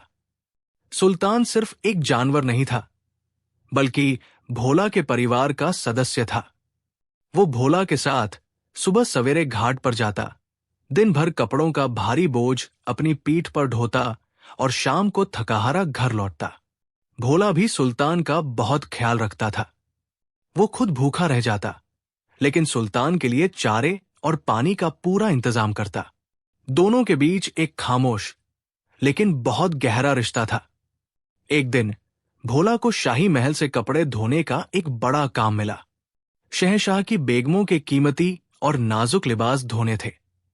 ये भोला के लिए एक बहुत बड़ा मौका था। अगर वो ये काम अच्छे से कर लेता तो उसे अच्छा इनाम मिलता और आगे भी शाही काम मिलने की उम्मीद थी। उसने पूरी रात जागकर उन कपड़ों को बड़े ही ध्यान से धोया, उन्हें सुखाया और करीने से तह करके एक बड़े से गट्ठर में बांधा। अगली सुबह उसने वो भारी गट्ठर सुल्तान की पीठ पर लादा और महल की ओर चल पड़ा। रास्ता लंबा था और धूप तेज थी। चलते चलते जब वे शहर के मुख्य बाजार से गुजर रहे थे तो अचानक एक तरफ से शहंशाह अकबर का काफिला आ निकला। शहंशाह अपने कुछ मंत्रियों और सिपाहियों के साथ शहर का मुआयना करने निकले थे। काफिले को देखकर बाजार में भगदड़ सी मच गई। लोग रास्ते से हटने लगे। दुकानदार अपनी अपनी दुकानों के सामने अदब से खड़े हो गए। भोला भी घबरा गया। वो सुल्तान को लेकर रास्ते के किनारे हटने की कोशिश करने लगा, लेकिन भीड़ भाड़ और शोर शराबे से सुल्तान बिदक गया। वो हिनहिनाने लगा और अपनी जगह से हिलने को तैयार नहीं हुआ। ठीक उसी समय शहंशाह का घोड़ा सुल्तान के करीब से गुजरा। अचानक न जाने क्या हुआ, सुल्तान ने जोर से दुलत्ती झाड़ी, जो सीधे शहंशाह के घोड़े की पिछली टांग पर जा लगी। घोड़े को चोट लगी और वो बुरी तरह हिनहिनाकर उछल पड़ा। शहंशाह अकबर बड़ी मुश्किल से खुद को गिरने से बचा पाए। ये देखते ही सिपाहियों में हड़कंप मच गया। वे तुरंत आगे बढ़े और भोला को पकड़ लिया। सुल्तान डर के मारे जोर जोर से रेंकने लगा। एक सिपाही ने चिल्लाकर कहा, गुस्ताख, तेरे इस मनहूस जानवर की वजह से आज शहंशाह सलामत गिरते गिरते बचे। तेरी इतनी हिम्मत। अकबर का मिजाज वैसे ही थोड़ा गर्म था। इस घटना से उनका गुस्सा 7वें आसमान पर पहुंच गया। उन्होंने घोड़े से उतरकर देखा, उसकी टांग पर हल्की खरोंच आ गई थी। किसका है ये गधा? शहंशाह ने गरज कर पूछा। भोला कांपते हुए आगे आया और हाथ जोड़कर बोला, हूं हुजूर, ये मेरा गधा है, मुझे माफ कर दीजिए। ये बहुत सीधा जानवर है, पता नहीं आज इसे क्या हो गया। अकबर ने गुस्से से भोला को देखा। माफी? तुम्हारी इस लापरवाही की सजा माफी नहीं हो सकती। तुम्हारे इस गधे ने शाही घोड़े पर हमला किया है। ये एक संगीन जुर्म है। हम हुक्म देते हैं कि इस गधे को फौरन फांसी पर लटका दिया जाए। फांसी? ये शब्द सुनकर भोला के पैरों तले जमीन खिसक गई। नहीं, नहीं जहांपनाह, ऐसा जुल्म मत कीजिए। ये तो बेजुबान जानवर है। इसे क्या पता कि कौन शहंशाह है और कौन सिपाही। गलती मेरी है, सजा मुझे दीजिए, लेकिन मेरे सुल्तान को छोड़ दीजिए। भोला रोते हुए शहंशाह के कदमों में गिर पड़ा। लेकिन अकबर का गुस्सा शांत नहीं हुआ। उनके लिए ये उनकी शान पर हमले जैसा था। एक मामूली गधे की वजह से उनकी जान खतरे में पड़ गई थी। सिपाही, उन्होंने कड़क आवाज में कहा, हटाओ इसे हमारे सामने से और हमारे हुक्म की तामील की जाए। कल सुबह शहर के मुख्य चौराहे पर इस गधे को फांसी दी जाएगी, ताकि भविष्य में कोई भी ऐसी लापरवाही करने की हिम्मत न करे। सिपाही भोला को घसीटते हुए एक तरफ ले गए और सुल्तान को पकड़कर शाही अस्तबल की ओर ले जाने लगे। भोला चीखता रहा, चिल्लाता रहा, मेरे सुल्तान को छोड़ दो, उसे मत ले जाओ। लेकिन किसी ने उसकी एक न सुनी। सुल्तान भी अपनी बेबस आंखों से भोला को देखता हुआ दूर चला गया। ये पूरी घटना दरबार के कुछ मंत्रियों ने भी देखी। बीरबल उस समय शहंशाह के साथ नहीं थे। जब ये खबर बीरबल तक पहुंची तो उन्हें बहुत दुख हुआ। वो जानते थे कि शहंश ने यह फैसला गुस्से में लिया है और यह सरासर अन्याय है। एक बेजुबान जानवर को फांसी देना कहाँ का न्याय था? उन्हें उस गरीब धोबी की पीड़ा का भी एहसास हो रहा था, जिसके लिए उसका गधा सिर्फ एक जानवर नहीं, बल्कि उसके जीवन का सहारा था। बीरबल जानते थे कि इस समय शहंशाह से सीधे बात करने का कोई फायदा नहीं है। उनका गुस्सा शांत होने पर ही कुछ किया जा सकता था। उन्होंने मन ही मन एक योजना बनाई। उसी शाम जब दरबार लगा तो शहंशाह का मिजाज अभी भी खराब था। वो उस घटना को भूल नहीं पा रहे थे। दरबार की कार्यवाही चल रही थी। तभी एक सिपाही अंदर आया और बीरबल के कान में कुछ फुसफुसाया। बीरबल अपनी जगह से उठे और शहंशाह से इजाजत लेकर बोले, जहांपनाह, एक बहुत ही जरूरी और गंभीर मामला सामने आया है, जिस पर आपका ध्यान तुरंत चाहिए। अकबर ने पूछा, क्या बात है बीरबल? अब और क्या हो गया? बीरबल ने बड़ी संजीदगी से कहा, आलमपनाह, आज रात शहर में एक बहुत बड़ी चोरी हुई है। चोरों ने शहर के सबसे अमीर सेठ की तिजोरी तोड़कर सारा माल लूट लिया। लेकिन जब उन्हें पकड़ा गया तो उन्होंने एक बहुत ही अजीब बात कही। क्या कहा उन्होंने? दरबार में उत्सुकता बढ़ गई। बीरबल ने कहा, चोरों का कहना है कि चोरी उन्होंने नहीं, बल्कि उनकी परछाइयों ने की है। वे कह रहे हैं कि जब वे दीवार फांद रहे थे तो उनकी परछाइयां उनसे अलग होकर अंदर चली गई और सारा माल चुरा कर ले आई। इसलिए सजा उन्हें नहीं, बल्कि उनकी परछाइयों को मिलनी चाहिए। ये सुनकर अकबर हंस पड़े। बीरबल, ये कैसी बेवकूफी भरी बात है? क्या परछाई भी कभी चोरी कर सकती है? परछाई तो इंसान का ही अक्स होती है, जो इंसान करेगा, परछाई भी वही करेगी। उन चोरों को कोड़े मारकर सच उगलवाओ। बीरबल ने सिर झुकाकर कहा, आप बिल्कुल सही कह रहे हैं जहांपना। परछाई का अपना कोई दिमाग या अपनी कोई मर्जी नहीं होती। वह तो बस अपने मालिक के कर्मों का प्रतिबिंब होती है। ये कहकर बीरबल चुप हो गए। अकबर ने उनकी बात का गहरा मतलब नहीं समझा और वापस दरबारी कामों में लग गए। अगले दिन सुबह शहर के मुख्य चौराहे पर भारी भीड़ जमा थी। शहंशाह के हुक्म के अनुसार गधे को फांसी देने की तैयारी चल रही थी। एक फांसी का तख्ता बनाया गया था और जल्लाद भी तैयार था। भोला एक कोने में बैठा जार-जार रो रहा था। उसकी दुनिया उजड़ चुकी थी। सिपाही सुल्तान को लेकर आए। वो बेचारा जानवर आने वाली मुसीबत से अनजान अपनी बड़ी बड़ी आंखों से चारों तरफ देख रहा था। ठीक उसी समय बीरबल वहां पहुंचे। उन्होंने देखा कि शहंशाह अकबर भी अपने कुछ खास मंत्रियों के साथ एक ऊंचे चबूतरे पर बैठकर ये न्याय होता हुआ देख रहे थे, ताकि लोगों में उनका खौफ बना रहे। बीरबल सीधे शहंशाह के पास गए और कहा, जहांपनाह, इस अपराधी को सजा देने से पहले क्या मैं इससे कुछ सवाल पूछ सकता हूं? आखिर मरने वाले की आखिरी इच्छा पूछने का रिवाज तो है। अकबर ने मजाक उड़ाते हुए कहा, बीरबल, तुम भी कमाल करते हो। ये एक गधा है, कोई इंसान नहीं। ये क्या जवाब देगा? बीरबल ने कहा, कोशिश करने में क्या हर्ज है जहांपनाह, क्या पता ये कुछ बता ही दे। अकबर ने इजाजत दे दी। बीरबल उस गधे के पास गए जो अब फांसी के फंदे के नीचे खड़ा कांप रहा था।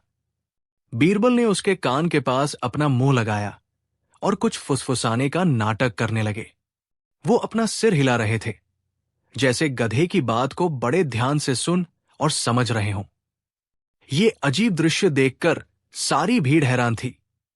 शहंशाह भी बड़े गौर से देख रहे थे। कुछ देर बाद बीरबल सीधे होकर शहंशाह के पास लौटे। उनके चेहरे पर बड़ी गंभीरता थी। क्या हुआ बीरबल? अकबर ने पूछा।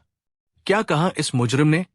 बीरबल ने एक गहरी सांस ली और कहा, जहांपनाह, इस गधे ने मुझे अपना जुर्म कबूल कर लिया है। इसने मान लिया है कि इसने जानबूझकर आपके घोड़े को दुलत्ती मारी थी। ये सुनकर अकबर चौंके। जानबूझकर? लेकिन क्यों? बीरबल ने कहा, इस गधे का कहना है कि इसका एक रिश्तेदार कई साल पहले शाही अस्तबल में काम करता था। उस घोड़े ने उस गधे के साथ बहुत बुरा बर्ताव किया था। ये तो बस अपने रिश्तेदार का बदला ले रहा था। ये सुनते ही दरबारियों में हंसी का फव्वारा छूट पड़ा। खुद अकबर भी अपनी हंसी नहीं रोक पाए।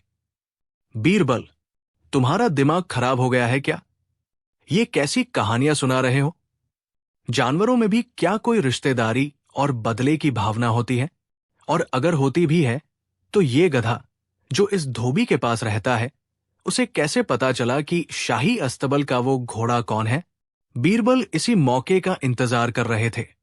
उन्होंने बड़ी विनम्रता से कहा, माफ करना जहांपनाह, लेकिन यही सवाल तो मैं भी आपसे पूछना चाहता हूं। क्या मतलब? अकबर ने पूछा। बीरबल ने कहा, जहांपनाह, आप सही कह रहे हैं। इस बेजुबान जानवर का अपना कोई दिमाग नहीं है। इसमें बदले की भावना या किसी को पहचानने की समझ नहीं है। ये तो बस एक जानवर है जो अपने मालिक की परछाई की तरह है। ये वही करता है जो उसका मालिक उसे सिखाता है, या फिर डर और घबराहट में कुछ ऐसा कर जाता है जिस पर उसका कोई काबू नहीं होता। अब बीरबल ने अपनी आवाज में थोड़ी दृढ़ता लाते हुए कहा, कल आपने ही फरमाया था कि परछाई को सजा नहीं दी जा सकती, क्योंकि गलती हमेशा असल इंसान की होती है। तो फिर जहांपनाह, इस गधे को सजा क्यों दी जा रही है? ये तो इस गरीब धोबी की परछाई मात्र है। अगर ये बिदका तो शायद अपने मालिक की घबराहट की वजह से। अगर इसने दुलत्ती मारी तो शायद भीड़ के शोर से डरकर। इसकी अपनी कोई मर्जी नहीं थी। अगर कोई दोषी है तो इसका मालिक है, जिसने इसे भीड़ में काबू नहीं किया। सजा मिलनी है तो इस धोबी को मिलनी चाहिए, इस बेजुबान को नहीं। बीरबल की बातें तीर की तरह शहंश के दिल में लगी। उन्हें अपनी कल की कही हुई बात याद आ गई। उन्हें एहसास हुआ कि गुस्से में उन्होंने कितना बड़ा अन्याय करने का हुक्म दे दिया था। एक बेजुबान जानवर को फांसी देना, जो अपनी बेगुनाही बयान भी नहीं कर सकता, ये एक शहंशाह को शोभा नहीं देता। उनकी नजर उस गरीब धोबी भोला पर पड़ी, जो अब भी एक कोने में बैठा रो रहा था। उन्हें एहसास हुआ कि इस गधे को फांसी देने का मतलब सिर्फ एक जानवर को मारना नहीं, बल्कि इस गरीब इंसान की पूरी दुनिया को उजाड़ना है। अकबर का गुस्सा अब शर्मिंदगी में बदल चुका था। वो अपने चबूतरे से उतरे और भीड़ के सामने ऐलान किया, बीरबल ने हमारी आंखें खोल दी है। हमने गुस्से में एक गलत फैसला ले लिया था। ये गधा बेकसूर है, इसे आजाद किया जाए। ये सुनते ही भोला को जैसे नई जिंदगी मिल गई। वो दौड़कर अपने सुल्तान के पास गया और उससे लिपटकर रोने लगा। भीड़ में शहंशाह अकबर की जय और मंत्री बीरबल की जय के नारे गूंजने लगे। अकबर भोला के पास गए और उसके कंधे पर हाथ रखकर कहा, हमें माफ करना धोबी, तुम्हारी लापरवाही की सजा तुम्हें मिलनी चाहिए थी, लेकिन तुम्हारे जानवर के प्रति तुम्हारे प्रेम को देखकर हम तुम्हें भी माफ करते हैं, लेकिन भविष्य में सावधान रहना। फिर उन्होंने बीरबल की ओर देखकर कहा, बीरबल, आज तुमने हमें सिर्फ एक शहंशाह नहीं, बल्कि एक इंसान होने का भी पाठ पढ़ाया है।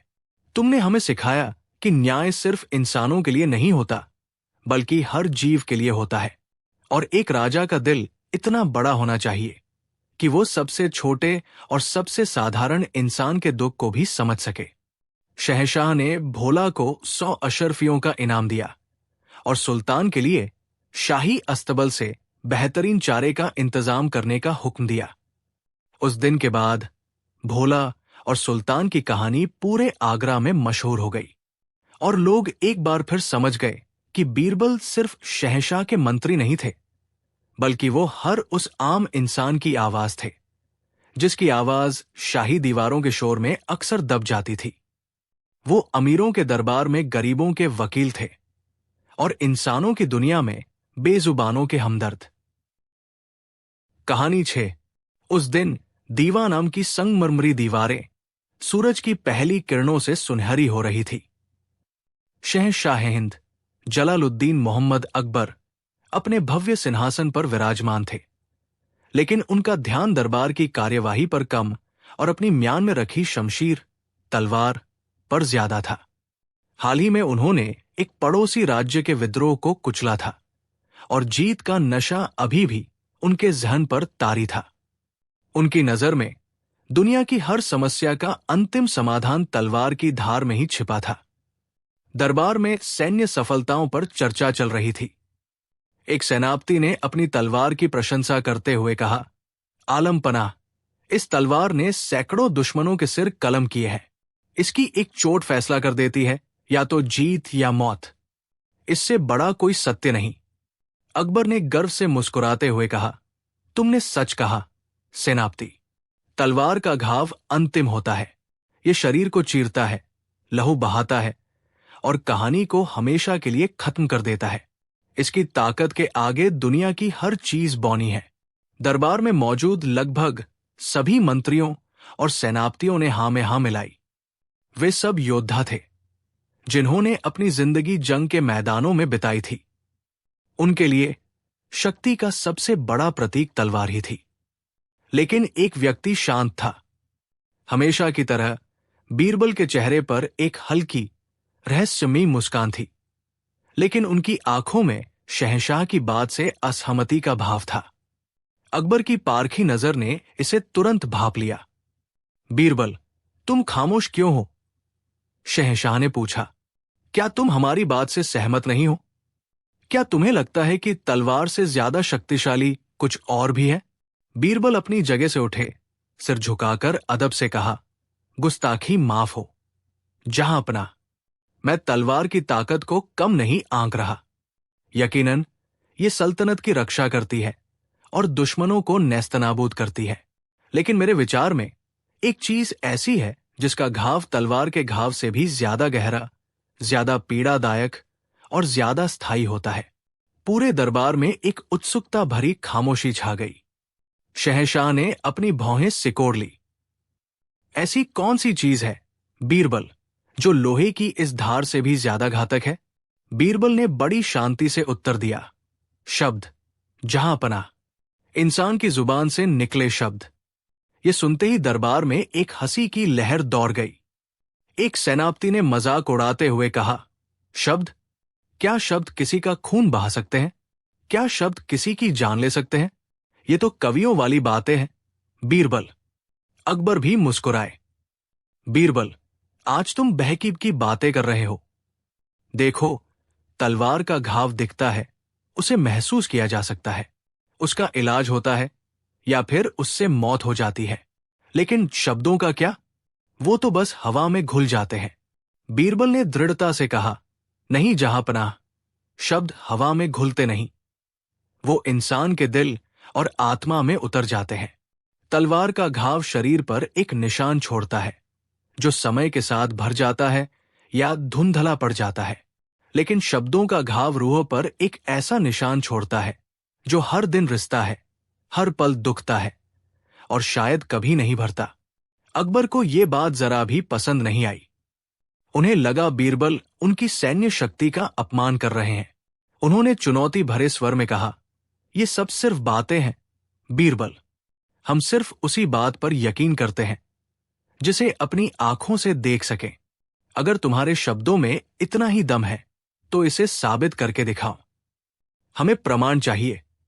बीरबल जानते थे कि शहंशाह अब तर्क से नहीं मानेंगे। उन्हें एक जीवंत उदाहरण पेश करना होगा। उन्होंने कहा, जो हुक्म, जहांपनाह, मैं अपनी बात जरूर साबित करूंगा, लेकिन इसके लिए मुझे कुछ समय और आपकी थोड़ी मदद की जरूरत होगी। अकबर ने कहा, ठीक है, हम तुम्हें 1 महीने का समय देते हैं। इस 1 महीने में तुम हमें यह साबित करके दिखाओ कि शब्दों का घाव तलवार से ज्यादा गहरा होता है। अगर तुम सफल रहे तो हम तुम्हें मुंह मांगा इनाम देंगे, और अगर तुम असफल रहे तो तुम्हें 1 महीने तक दरबार में बोलने की इजाजत नहीं होगी। बीरबल ने चुनौती स्वीकार कर ली। दरबार में मौजूद उनके दुश्मन मन ही मन खुश हो रहे थे। उन्हें लगा कि इस बार बीरबल ने एक ऐसी असंभव शर्त मान ली है जिससे निकलना नामुमकिन है। अब बीरबल की योजना का पहला चरण शुरू हुआ। उन्हें एक ऐसा व्यक्ति चाहिए था जो शहंशाह का वफादार हो और जिस पर यह प्रयोग किया जा सके। उनकी नजर बहादुर नाम के एक युवा अंगरक्षक पर पड़ी। बहादुर एक सीधा सादा, ईमानदार और बहादुर सैनिक था। वो शहंशाह अकबर के लिए अपनी जान भी दे सकता था। शहंशाह भी उसे बहुत पसंद करते थे, क्योंकि वो हमेशा मुस्तैदी से अपनी ड्यूटी पर तैनात रहता था। बीरबल ने बहादुर को अकेले में बुलाया और उससे कहा, बहादुर, क्या तुम शहंशाह के लिए कुछ भी कर सकते हो?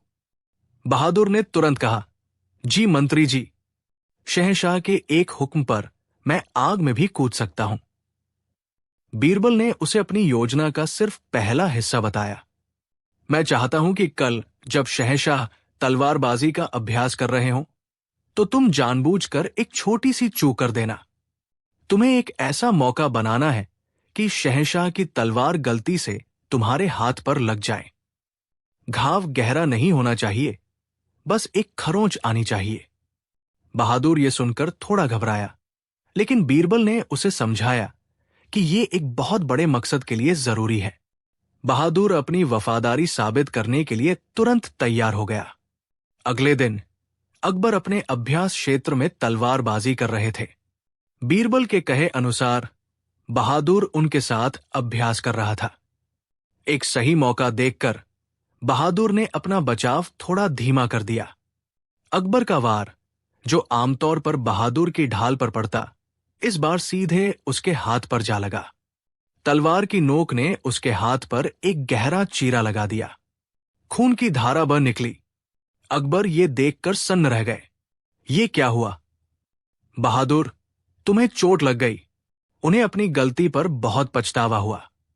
वो तुरंत बहादुर के पास गए, अपने शाही रुमाल से उसका खून पोंछा और शाही हकीम को बुलाने का आदेश दिया। शहंशाह ने खुद बहादुर के घाव पर मरहम लगवाया। उन्होंने उसे डांटते हुए कहा, मूर्ख, तुम्हारा ध्यान कहाँ था? आज तुम्हारी जान भी जा सकती थी। उनकी डांट में गुस्सा कम, चिंता और अपनापन ज्यादा था।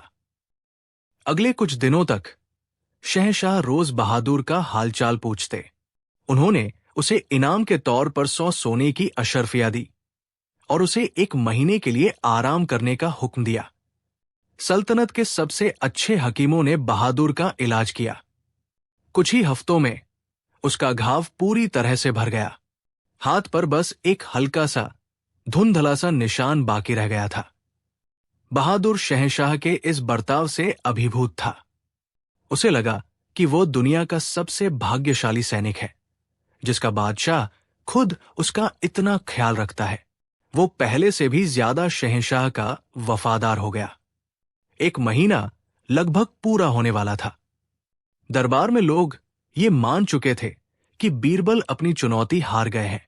अब बीरबल ने अपनी योजना का दूसरा और सबसे मुश्किल चरण शुरू किया। उन्होंने जानबूझकर कुछ ऐसे दरबारी मामले बनाए जिनसे शहंशाह का मिजाज खराब हो गया। उन्होंने राजस्व की गणना में कुछ छोटी मोटी गड़बड़ियां दिखाई, जिससे अकबर चिड़चिड़े और परेशान हो गए।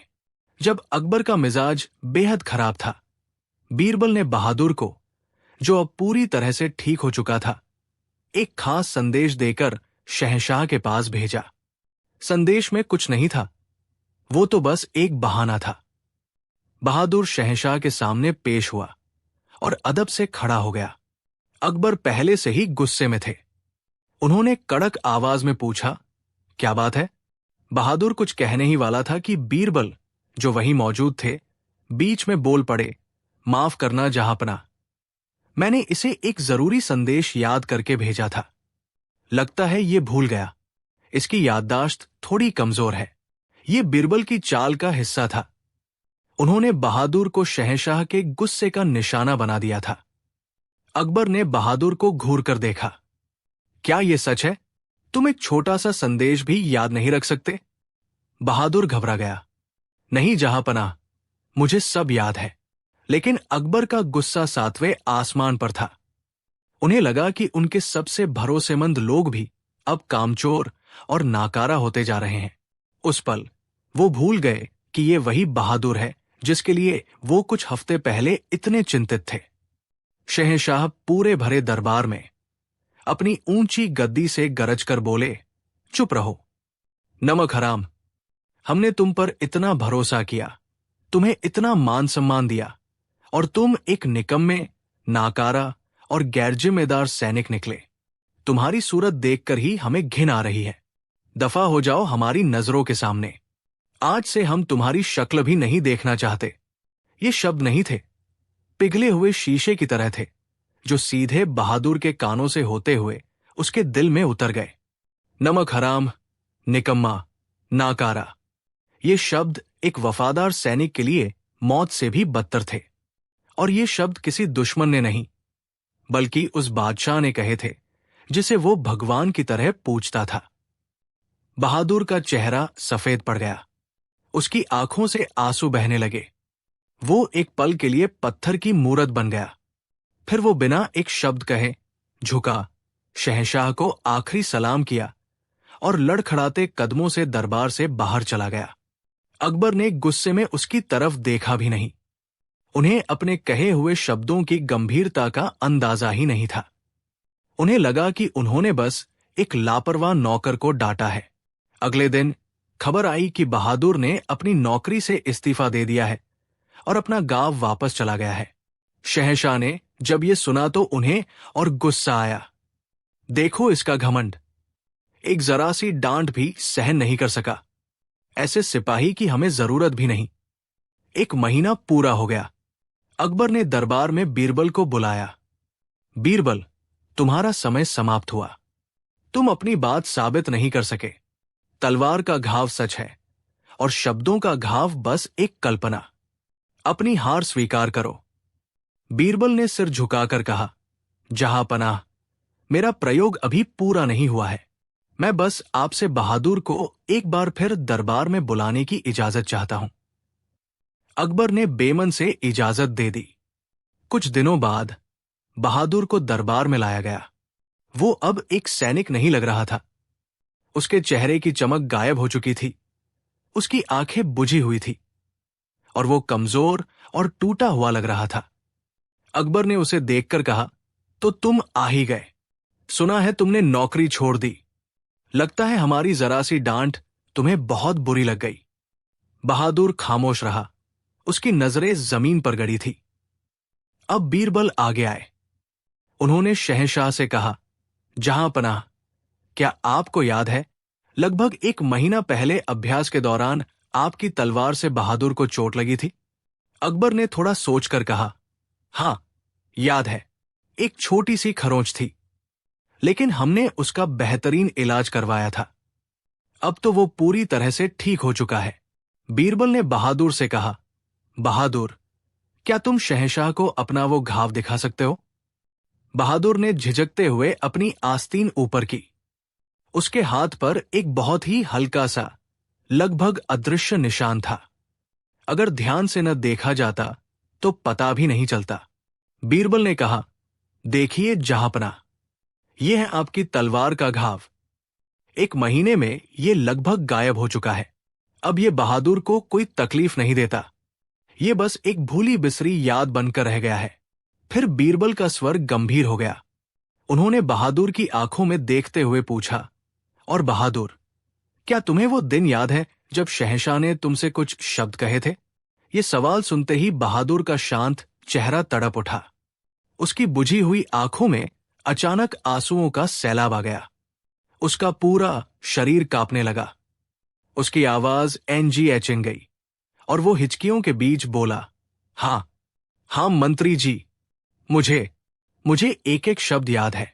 उन्होंने मुझे नमक हराम कहा था, निकम्मा कहा था।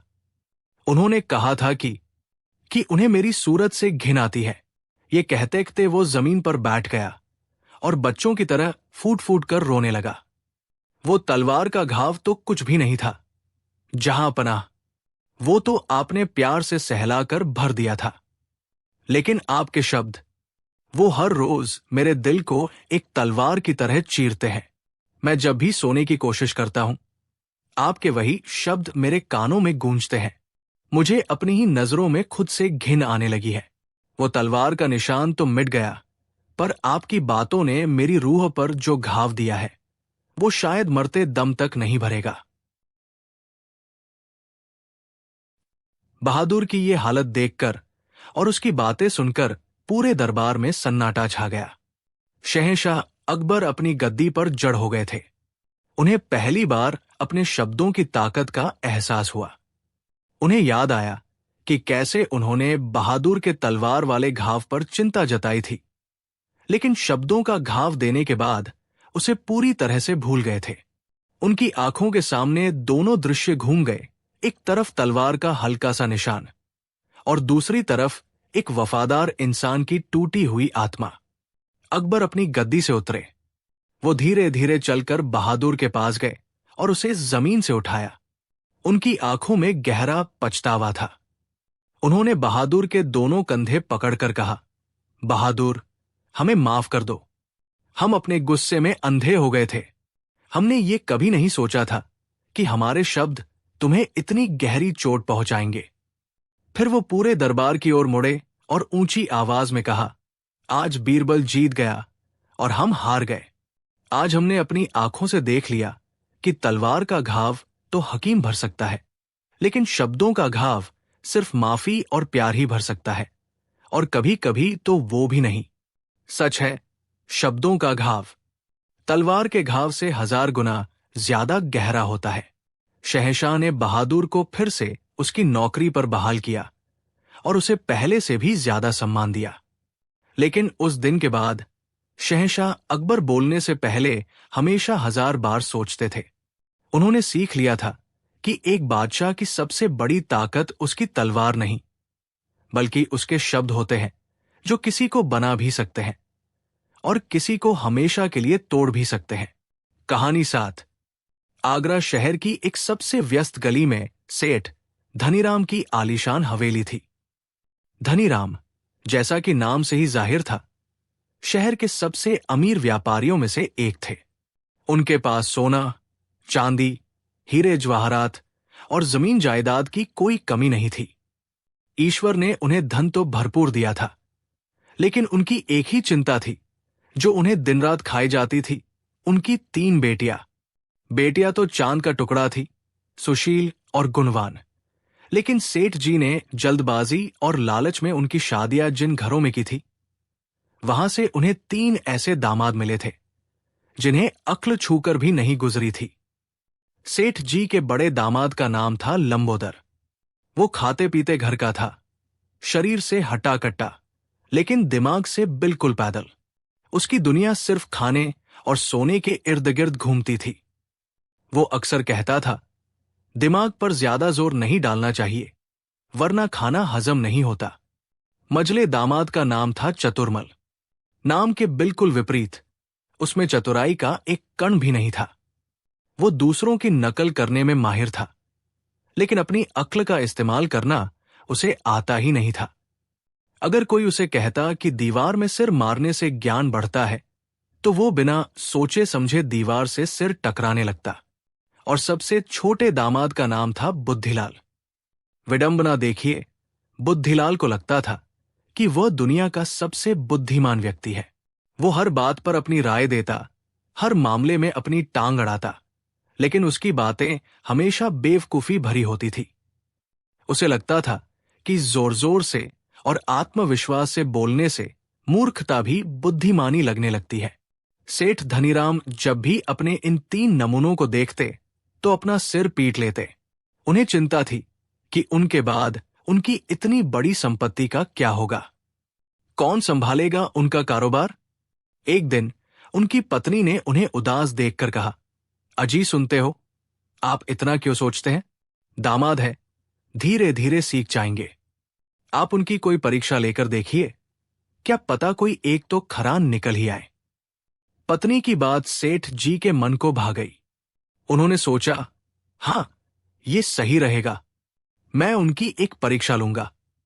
जो इस परीक्षा में पास हो जाएगा, मैं अपना सारा कारोबार उसे ही सौंप दूंगा। सेठ जी ने तुरंत तीनों दामादों को अपने घर पर भोज के लिए बुलवाया। तीनों दामाद ये सुनकर बहुत खुश हुए।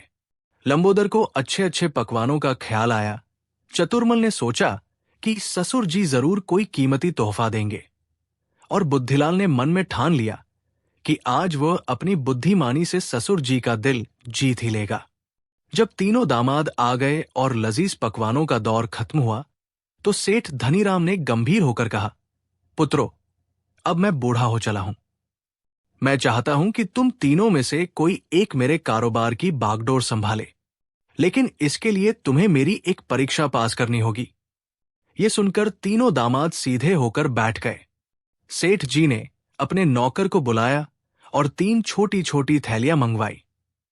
उन्होंने हर थैली में 100 सोने की अशर्फियां भरी और एक एक थैली तीनों दामादों को देते हुए कहा, मैं तुम तीनों को 100 अशर्फियां दे रहा हूं।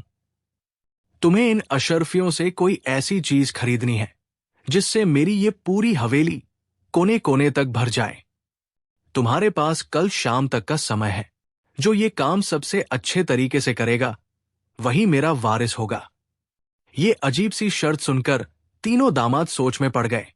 100 अशर्फियों में ऐसी क्या चीज आएगी जिससे इतनी बड़ी हवेली भर जाए? सबसे पहले बड़ा दामाद लंबोदर अशर्फियों की थैली लेकर बाजार की ओर चला। उसका दिमाग तो वैसे भी ज्यादा नहीं चलता था। वो सोच रहा था, ससुर जी ने हवेली भरने को कहा है, भरने वाली चीज तो खाना ही होती है, लेकिन 100 अशर्फियों में इतना खाना कहां से आएगा? चलते चलते उसकी नजर एक कबाड़ी की दुकान पर पड़ी। दुकान के बाहर कूड़े करकट और भूसे का एक बहुत बड़ा ढेर लगा हुआ था। ढेर इतना बड़ा था कि उसे देखकर लंबोदर की आंखें चमक उठीं। उसने सोचा, अरे वाह, ये तो बहुत सारा है। इससे तो हवेली क्या, पूरा मोहल्ला भर जाएगा, और ये तो सस्ता भी होगा। उसने कबाड़ी से पूछा, क्यों भाई, ये सारा कूड़ा करकट और भूसा कितने का दोगे? कबाड़ी ने जब देखा कि एक अमीर दिखने वाला आदमी कूड़ा खरीदने आया है, तो वो समझ गया कि ये कोई मूर्ख है। उसने तुरंत कहा, सेठ जी, ये तो बहुत कीमती चीज है, इससे खाद बनती है, पूरे 100 अशर्फियों का है। लंबोदर ने बिना एक पल सोचे थैली कबाड़ी को थमा दी और कहा, ठीक है, कल शाम तक ये सारा सामान बैलगाड़ियों में भरकर मेरे ससुर सेठ धनीराम की हवेली पहुंचा देना। अपनी इस समझदारी पर खुश होता हुआ लंबोदर घर लौट आया। अब बारी थी मजले दामाद चतुर्मल की। वो भी बाजार में घूम रहा था और सोच रहा था, ससुर जी ने हवेली भरने को कहा है, क्या खरीदा जाए? वो दूसरों से प्रेरणा लेने में माहिर था, इसलिए वो देखने लगा कि बाजार में सबसे ज्यादा क्या बिक रहा है। उसने देखा कि एक रुई का व्यापारी अपनी दुकान पर बैठा है और उसकी दुकान में रुई के बड़े बड़े ढेर लगे हैं। रुई हल्की होती है और बहुत जगह घेरती है। चतुर्मल ने सोचा, ये सही रहेगा, रुई से हवेली जल्दी भर जाएगी। उसने रुई वाले से भाव पूछा। व्यापारी ने उसे 100 अशर्फियों में बहुत सारी रुई देने का वादा कर दिया। चतुर्मल ने सोचा, लेकिन रुई से तो कई लोग हवेली भर सकते हैं, मुझे कुछ अलग करना होगा ताकि ससुर जी मुझसे सबसे ज्यादा प्रभावित हों। तभी उसकी नजर एक दुकान पर पड़ी जहां रंग बिरंगी मोमबत्तियां बिक रही थी। उसके दिमाग में एक शानदार विचार आया। उसने सोचा, मैं रुई तो खरीदूंगा ही, साथ में ये मोमबत्तियां भी खरीद लेता हूं। जब मैं रुई को हवेली में फैला दूंगा तो मैं इन मोमबत्तियों को जला दूंगा। रुई की सफेदी और मोमबत्तियों की रोशनी से पूरी हवेली जगमगा उठेगी। ससुर जी ये देखकर कितने खुश होंगे। उसे अपनी इस योजना पर बहुत गर्व हुआ। उसने 100 अशर्फियों से ढेर सारी रुई और कुछ मोमबत्तियां खरीदी और हवेली पहुंचाने का आदेश दे दिया। अब सबसे छोटा और खुद को सबसे बुद्धिमान समझने वाला दामाद बुद्धिलाल बाजार में निकला। वो मन ही मन हंस रहा था। मेरे दोनों बड़े भाई जरूर कोई मूर्खतापूर्ण चीज खरीदेंगे। कोई अनाज खरीद लाएगा तो कोई कपड़े, लेकिन मैं बुद्धिलाल कुछ ऐसा करूंगा जो इतिहास में लिखा जाएगा। वो घंटों तक बाजार में घूमता रहा। वो हर चीज को बड़ी गंभीरता से देखता और फिर उसे खरीदने से मना कर देता। वो कुछ ऐसा खोज रहा था जो बहुत छोटा हो, लेकिन उसका प्रभाव बहुत बड़ा हो। शाम होने को आई। घूमते घूमते वो एक ऐसी गली में पहुंचा जहां संगीत और घुंघरुओं की आवाज आ रही थी। वहां एक महफिल सजी थी। लोग गा रहे थे, नाच रहे थे और खुशियां मना रहे थे। बुद्धिलाल ने सोचा, ससुर जी ने हवेली भरने को कहा है, उन्होंने ये तो नहीं कहा कि किसी चीज से भरो। मैं हवेली को खुशी और संगीत से भी तो भर सकता हूं। उसे लगा कि उसने दुनिया की सबसे गहरी पहेली सुलझा ली है। उसने तुरंत उस महफिल के मुखिया को बुलाया और कहा, मैं तुम्हें 100 अशर्फिया दूंगा। कल शाम तुम अपनी पूरी मंडली के साथ सेठ धनीराम की हवेली चलना और वहां ऐसा गाना बजाना करना कि पूरी हवेली की दीवारें झूम उठें। संगीत मंडली का मुखिया इतनी बड़ी रकम सुनकर फूला नहीं समाया। उसने तुरंत हामी भर दी। बुद्धिलाल अपनी इस अद्वितीय सोच पर इतराता हुआ घर लौट आया। अगली शाम सेठ धनीराम अपनी हवेली के आंगन में एक बड़ी सी कुर्सी पर बैठे इंतजार कर रहे थे।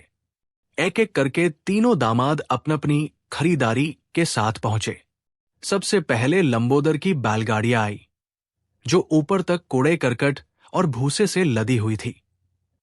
जैसे ही मजदूरों ने वो सब हवेली के आंगन में पलटना शुरू किया, सेठ धनीराम अपनी कुर्सी से उछल पड़े। ये क्या बकवास है? वो चिल्लाए। लंबोदर, ये क्या लाए हो तुम? लंबोदर ने बड़े गर्व से कहा, पिताजी, आपने ही तो हवेली भरने को कहा था। देखिए, कितने कम पैसों में मैंने कितना सारा सामान खरीद लिया। इससे तो आपकी पूरी हवेली भर जाएगी। पूरी हवेली में बदबू और धूल फैल गई। सेठानी और उनकी बेटियां अपनी नाक पर कपड़ा रखकर अंदर भाग गई। सेठ धनीराम ने अपना सिर पीट लिया। मूर्ख, मैंने हवेली भरने को कहा था, कूड़ेदान बनाने को नहीं। ले जाओ ये सब मेरी नजरों के सामने से। लंबोदर का मुंह उतर गया। उसे समझ नहीं आया कि उससे गलती कहाँ हुई। अब मझले दामाद चतुर्मल की बारी थी। उसकी बैलगाड़ियों में रुई के बड़े बड़े ढेर लदे थे। मजदूरों ने उस रुई को हवेली के कमरों में, दालानों में, हर जगह फैलाना शुरू कर दिया। कुछ ही देर में पूरी हवेली एक सफेद बादल जैसी दिखने लगी। सेठ जी को यह देखकर थोड़ी तसल्ली हुई। ये कूड़े से तो बेहतर है। कम से कम हवेली साफ सुथरी और भरी हुई लग रही है। चतुर्मल ये सुनकर बहुत खुश हुआ। उसने कहा, पिताजी, अभी तो मेरी योजना का सबसे अच्छा हिस्सा बाकी है। ये कहकर उसने जेब से मोमबत्तियां निकाली और उन्हें रुई के ढेरों के बीच में जलाना शुरू कर दिया। अरे मूर्ख, ये क्या कर रहा है? सेठ जी चिल्लाए। लेकिन तब तक बहुत देर हो चुकी थी। एक मोमबत्ती की लौ ने पास पड़ी रुई को पकड़ लिया और फिर पलक झपकते ही पूरी हवेली में आग लग गई। रुई धू-धू करके जलने लगी। हवेली में हाहाकार मच गया। नौकर चाकर बाल्टियों में पानी भरकर आग बुझाने के लिए दौड़ने लगे। बड़ी मुश्किल से आग पर काबू पाया गया, लेकिन तब तक हवेली की दीवारों पर कालिक पुत चुकी थी और हर तरफ जली हुई रुई की बदबू फैल गई थी। चतुर्मल एक कोने में खड़ा कांप रहा था। उसे समझ नहीं आ रहा था कि उसकी इतनी रोशन योजना ऐसे अंधेरे में कैसे डूब गई। सेठ धनीराम गुस्से से लाल पीले हो रहे थे। एक ने हवेली को कबाड़ खाना बना दिया, दूसरे ने उसे जलाने में कोई कसर नहीं छोड़ी। अब उनकी आखिरी उम्मीद सबसे छोटे दामाद बुद्धिलाल पर टिकी थी। बुद्धिलाल बड़े ही नाटकीय अंदाज में आगे बढ़ा। पिताजी, उसने कहा, मेरे दोनों भाइयों ने हवेली को भौतिक चीजों से भरने की कोशिश की, लेकिन मैं इस हवेली को आत्मा से भरूंगा। मैं इसे आनंद और उल्लास से भर दूंगा। ये कहकर उसने ताली बजाई। तभी बाहर से ढोल, नगाड़ों और घुंघरुओं की आवाज आने लगी। संगीतकारों और नर्तकियों की एक पूरी मंडली नाचते गाते हुए हवेली में घुस आई। वे जोर जोर से गाने और नाचने लगे। कुछ देर के लिए तो माहौल थोड़ा बदला, लेकिन जल्द ही उनका शोर इतना बढ़ गया कि कान फटने लगे। वे हवेली के हर कोने में नाच रहे थे, हर चीज पर चढ़ रहे थे। सेठ जी का सिर दर्द से फटने लगा। उनकी शांतिप्रिय हवेली एक मछली बाजार बन चुकी थी। उन्होंने हाथ जोड़कर बुद्धिलाल से कहा, बेटा, बस कर, बंद करवा ये सब। मेरी हवेली भर तो गई है, लेकिन सिर दर्द से मुझे शांति चाहिए। बुद्धिलाल को बहुत धक्का लगा। लेकिन पिताजी, ये तो खुशी है, आनंद है। सेठ जी चिल्लाए। ये खुशी नहीं, पागलपन है। भगाओ इन सबको यहां से। संगीत मंडली को पैसे देकर विदा किया गया। अब सेठ धनीराम हवेली के जले हुए, बदबूदार और गंदे आंगन में खड़े थे और उनके सामने उनके तीनों होशियार दामाद सिर झुकाए खड़े थे। सेठ जी को लगा कि वह या तो रोए या हंसे। उनकी सारी उम्मीदें टूट चुकी थी। ठीक उसी समय आगरा के बाजार में यह खबर आग की तरह फैल गई। लोग सेठ धनीराम के 3 मूर्ख दामादों की कहानी सुनकर मजा ले रहे थे। ये खबर उड़ते उड़ते शहंशाह अकबर के कानों तक भी पहुंची। अकबर को यह किस्सा सुनकर बहुत हंसी आई। उन्होंने सेठ धनीराम और उनके तीनों दामादों को दरबार में हाजिर होने का हुक्म दिया। अगले दिन सेठ धनीराम अपने तीनों दामादों के साथ शाही दरबार में मौजूद थे। अकबर ने उनसे पूरी कहानी सुनी और फिर हंसते हंसते उनकी आंखों में पानी आ गया। सेठ जी, अकबर ने कहा, आपके दामाद तो सच में नायाब हीरे हैं। इनकी मूर्खता की कोई सीमा नहीं है।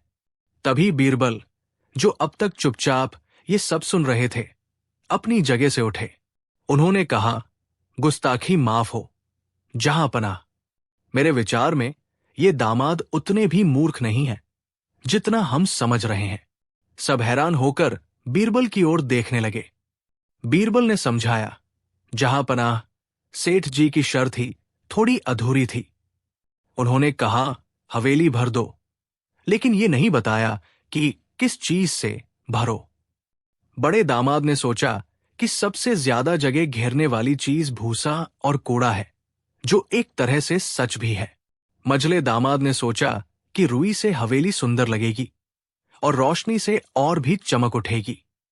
उसकी नीयत अच्छी थी, बस उसे आग और रुई के रिश्ते का ज्ञान नहीं था। और सबसे छोटे दामाद ने तो सबसे गहरी बात सोची।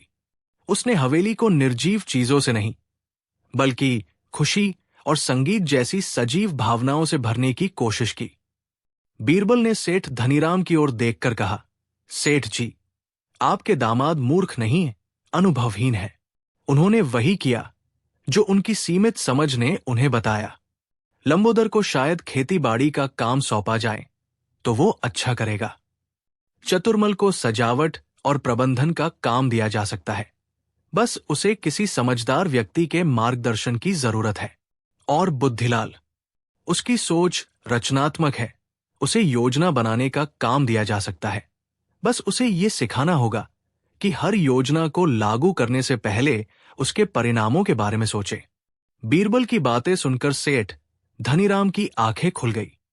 उन्होंने आज तक अपने दामादों को सिर्फ मूर्ख ही समझा था, कभी उनकी काबिलियत को पहचानने की कोशिश ही नहीं की थी। उन्हें अपनी गलती का एहसास हुआ। अकबर भी बीरबल की इस व्याख्या से बहुत प्रभावित हुए। उन्होंने कहा, वाह बीरबल, तुमने तो इन मूर्खों में भी गुण ढूंढ निकाले। सच है, दुनिया में कोई भी व्यक्ति पूरी तरह से बेकार नहीं होता, बस उसे सही काम और सही मार्गदर्शन की जरूरत होती है। सेठ धनीराम ने दरबार में ही बीरबल का धन्यवाद किया। उस दिन के बाद उन्होंने अपने तीनों दामादों को उनकी काबिलियत के अनुसार अपने कारोबार में अलग अलग जिम्मेदारियां दी और खुद उनका मार्गदर्शन करने लगे। धीरे धीरे अनुभव के साथ उनके वही 3 मूर्ख दामाद समझदार और काबिल व्यापारी बन गए। और इस तरह बीरबल की बुद्धिमानी ने न केवल 3 लोगों को मूर्ख साबित होने से बचाया, बल्कि एक निराश ससुर को उसके 3 काबिल वारिस भी दिलवा दिए।